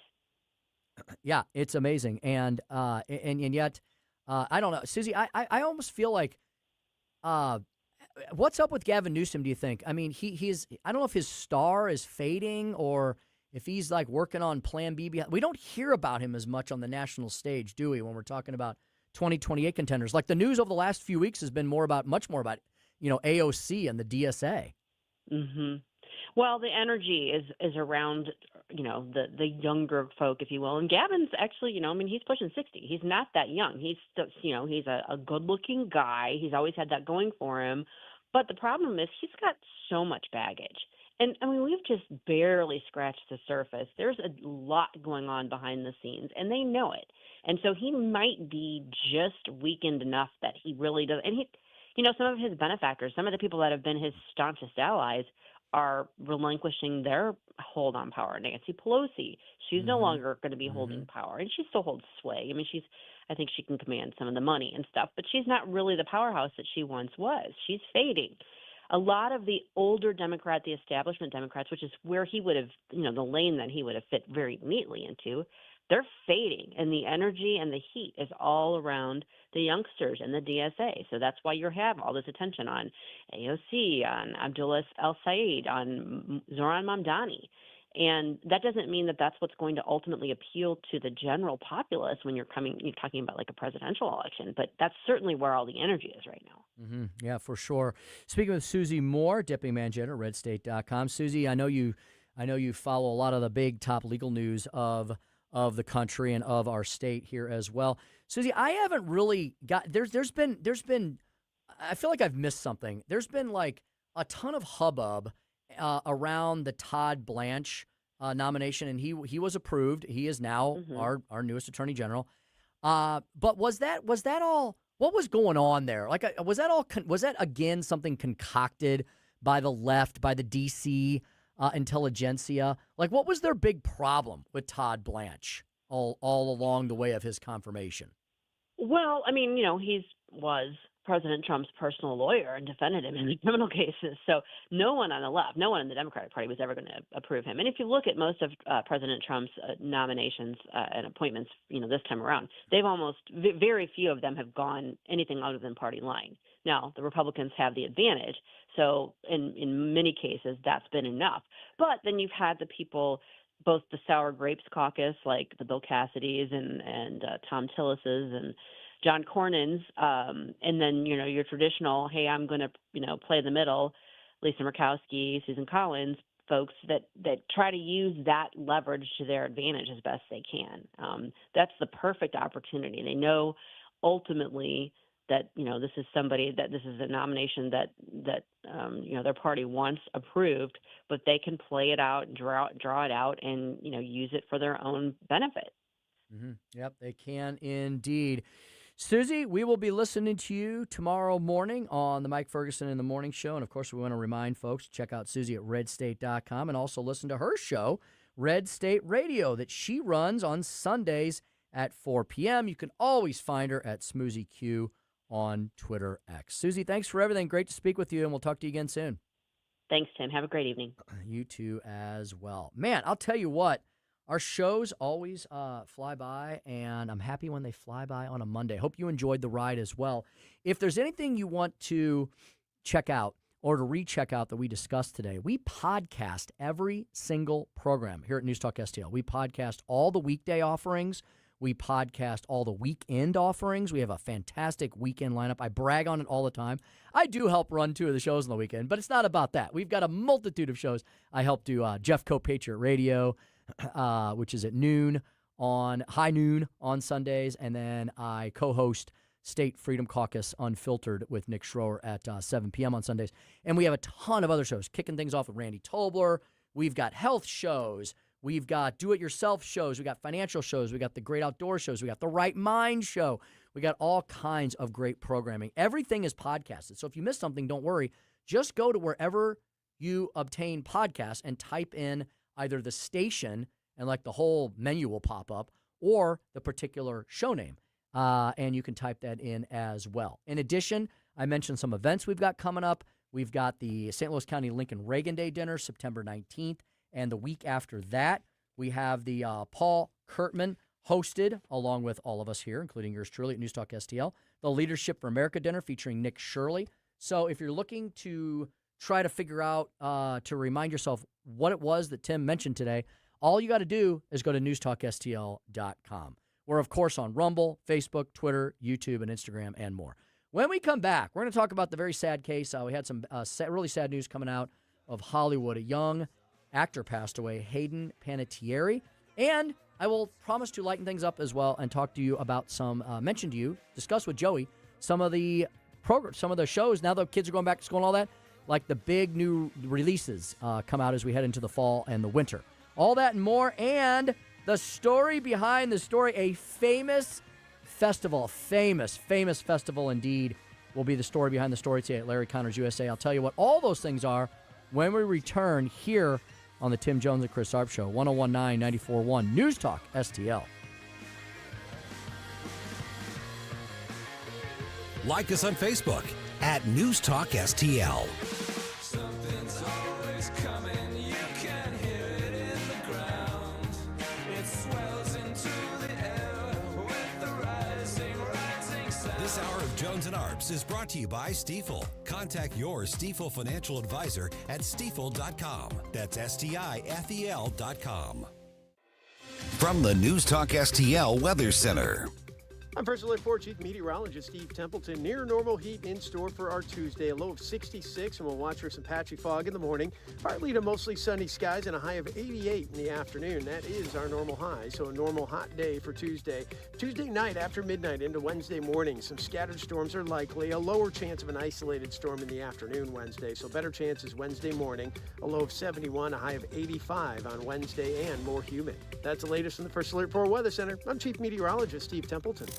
The Vic Porcelli Show. Ken, yeah, Vic, I want somebody to start the show Tuesday that knows how to work a flamethrower. I mean a flamethrower. You know anybody like that? Schroer the Thrower. Schroer the flamethrower? Yeah. Holy cow. He's first, Tuesday at 9:05. Weekday mornings at 9 on News Talk STL. I was visiting with Chad Hansen the other day. He's very busy. He's always happy to be busy, or he's happy to take care of your business at Hansen's Tree Service. Hansen's provides expert insured tree care all across eastern Missouri, St. Louis, the city, the county, all the collar counties, and beyond, and at the Lake of the Ozarks. They'll take care of you. It's probably like half of Missouri I just mentioned. Well, Hansen's has the big boy, big girl toys to make that possible. They provide a variety of services, including tree care, green resource recycling, grinding and land clearing, and more. Do you have a tree that needs to be pruned? Hansen's will take care of you. Do you have a tree that maybe got sick because it's got the emerald ash borer? I've got a tree that I'm trying to hold on to. I probably called Hanson's too late. They have expert arborists on board. If I would have called them early enough, I might have been able to save this big old elm tree. But if I can't, then I will have a Hanson's out for round 2. We will take the tree down. We will grind the stump up. It'll be like it was never there. But then right next to it, I will have Hanson's help me plant a new big, beautiful tree, as well. They can do all that and more. They can provide you organic mulch that you can order online. We call it the magic bean. It's truly awesome indeed. I've been to Hanson's many times, been to the facility. It's absolutely gorgeous. It's absolutely awesome. They've got mountains of mulch. I was like, I was in mulch heaven. I love mulch. I'm a big mulch fan, if you couldn't tell. And Hanson's has got a lot of that. Now, what can you do? Where can you find all this stuff? All you got to do is go to hansonstree.com. I'm looking at it right now. 5-star Google service reviews keep popping up on their website as I'm looking at it. That's fantastic. You know that you're in good hands with Hanson's. They have the emergency service line up, left-hand side of the screen, 636-379-1830. Don't need to remember that number. All you got to do is remember hansonstree.com. The number's right there. You can book an appointment right there on the website. You can book a tree inspection. You can order mulch online. You can apply for hassle-free estimates. You can apply for 6 months, same as cash financing for approved customers. And if you're already a Hanson's customer, a client, and you need to make a payment, you can do that online as well from the convenience of your home anytime you want. Hanson St. Louis, expert insured tree care and more, not only in the St. Louis region, but all across eastern Missouri and now at the Lake of the Ozarks. Your one-stop shop for all your tree care needs. Chad Hanson and his team, locally owned, family-owned, independently owned business. Great people. I know so many of them. They're wonderful Americans. Give them your business. Give it today. hansonstree.com. That's hansonstree.com. It's not pleasant to hear it, but Missouri is falling behind in its spending of state tax dollars, education, and health care. But there are ways to get Missouri moving forward again and produce a better life for all of us. That's why we at the Show Me Institute put together a 2026 Missouri Blueprint, a roadmap on how the state can move to a brighter future. The blueprint covers policy ideas from taxes to government transparency, from education to healthcare and budget reform. Let's allow students to attend the school of their choice. Let's adopt new proven methods to help the many school kids who can barely read. Let's limit state spending growth for Missouri's long-term financial stability. And let's invest in future needs with more nuclear energy. Why not common sense reforms to make things better for all Missourians? Check out our 2026 Missouri Blueprint, moving Missouri forward at showmeinstitute.org. The Show Me Minute has been brought to you by Show Me Institute and Show Me Opportunity.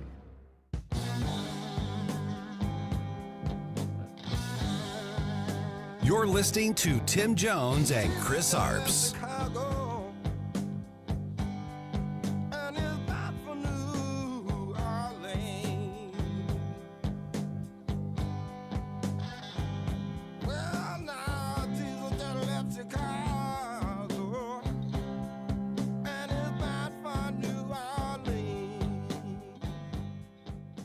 I can't wait for him to bat again. The pitch.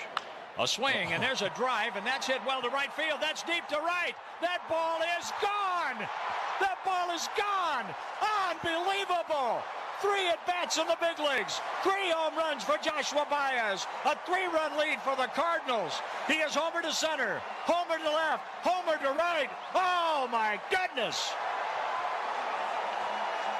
You can't make this up. You cannot make this up. No, you can indeed. That was a record. Cardinals in the record books for so many things as one of the greatest teams in baseball. I believe they still are the second most winningest team in baseball. They are behind everybody's behind the New York. The Yankees went on I remember this because my grandmother had this set of glasses. I will remember it the rest of my life because I often drank out of these glasses. And they had all of the World Series winners up until, I guess, when was I at Grandma's house? Like back in the 80s, late 70s and 70s, 80s. And it had all the World Series winners up until a certain point. And I always remember looking at that. And it was I don't know, I don't do a whole lot of baseball stats, but I remembered that, and I probably knew it at one point, but there was a time where the Yankees won the World Series a bunch of years in a row. And during a certain couple of decades, like in the 50s and 60s, I think it was, they were just dominant. But the Cardinals, I think with 11 World Series victories, right, Joey? Yep, are right behind them, but they're really far behind them. And I think the Dodgers, Joey, are maybe starting to catch up, right, to the Cardinals because they've won a lot of World Series in the recent years. They did back-to-back recently.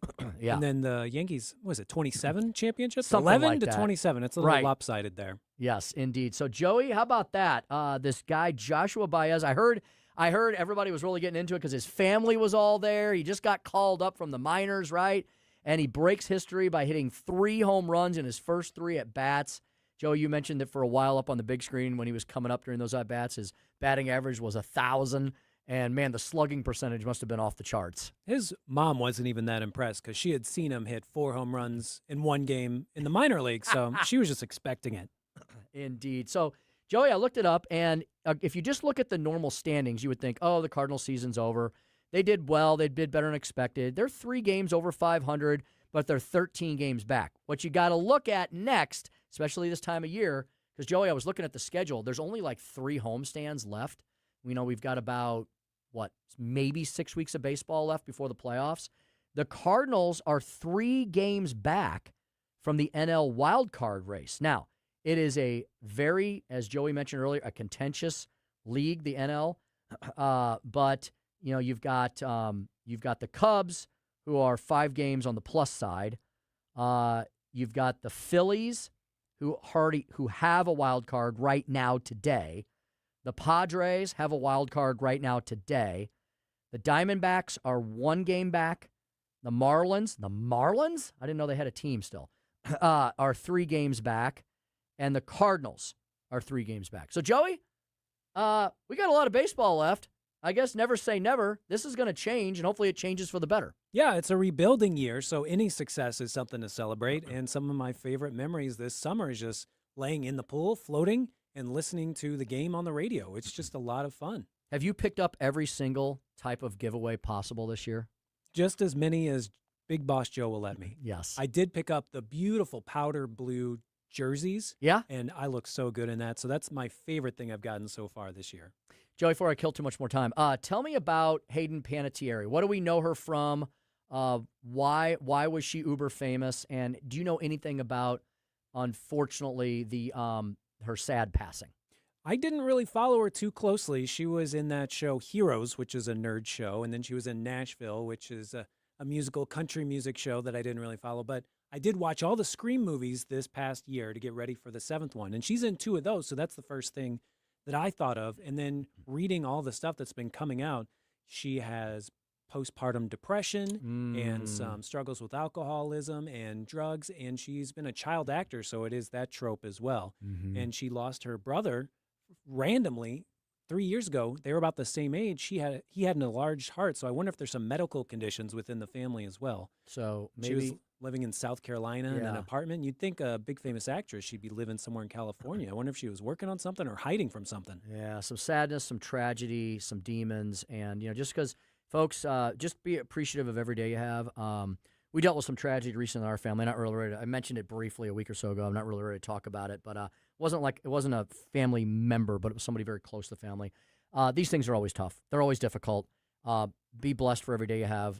Love the ones you're with, as the old saying goes, and live to fight another day. Joey, on a happier note, we'll end the show on a happier note. A lot of big stuff coming out this fall. I had forgotten that my favorite trilogy will be wrapping up later this year. Dune. We got Dune 3 coming out. We've got Avengers Doomsday, so they're making it Doomsday, as you mentioned. Any other big, giant box office smashes we're expecting? Well, I'm a big horror film fan, and so there's a Resident Evil coming out, and it's just throwing away everything you know about the Resident Evil movies before. And this guy, Zach Krager, who made Weapons, one of my favorite movies of last year, he just took the franchise and he said, I'm doing whatever the heck I want with it. So I'm excited to see Resident Evil on September 18th. And then this DC revamp they've been doing, they slipped up with Supergirl, but Clayface looks like an R-rated horror film that's coming out in Halloween, so I'm looking forward to that as well.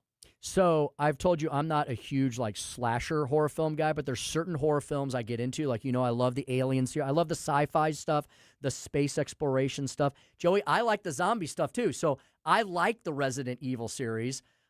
Is Mila Jovovich still running around killing zombies, or they have somebody else in there at this point? No, it's just none of the plot you've ever heard of from the previous movies. None of that's used. Okay. Anything from the video games, none of that's used. Okay. The director said he just wants to make it like what it felt when he was playing the video games, but not use any of the plot. Oh. And the trailer looks disturbing. As Okay. all get out, yeah. Well, I am a big Resident Evil fan, so I'm a big Mila Jovovich fan. Going back to her Fifth Element days, Joey, which I always say was way ahead of its time and is a very underrated sci-fi flick. Fifth Element featuring Bruce Willis. Yeah. And then next week, there is kind of a survival film. I don't know if there's zombies in it. It's called Dog Stars by Ridley Scott. And so all I see is just these crumbling buildings and a kid trying to use a radio, and I'm sold. Just, end of the world type stuff sounds interesting to me. Well, it's Ridley Scott. So yeah, you're betting on it very possibly being really good. We hope you thought the show was really good today. Hopefully Joey and I kept you entertained on your drive home or out and about or whatever you might be doing. Chris will be back with us in the saddle again tomorrow for a Titanic Tuesday show indeed, featuring David Stokes and Dr. Randy Tolber. Larry Connors USA up next. The story behind the story, Woodstock 1969. God bless America. God bless you all. 1019 94.1 News Talk STL. Calling all Patriots. Join the St. Louis County Republicans for the annual Lincoln Reagan Day Dinner, Saturday, September 19th at River City Casino. Our keynote speaker, Newsmax personality Rob Carson. Enjoy a full night of fun and information alongside state and local officials and candidates. It's an evening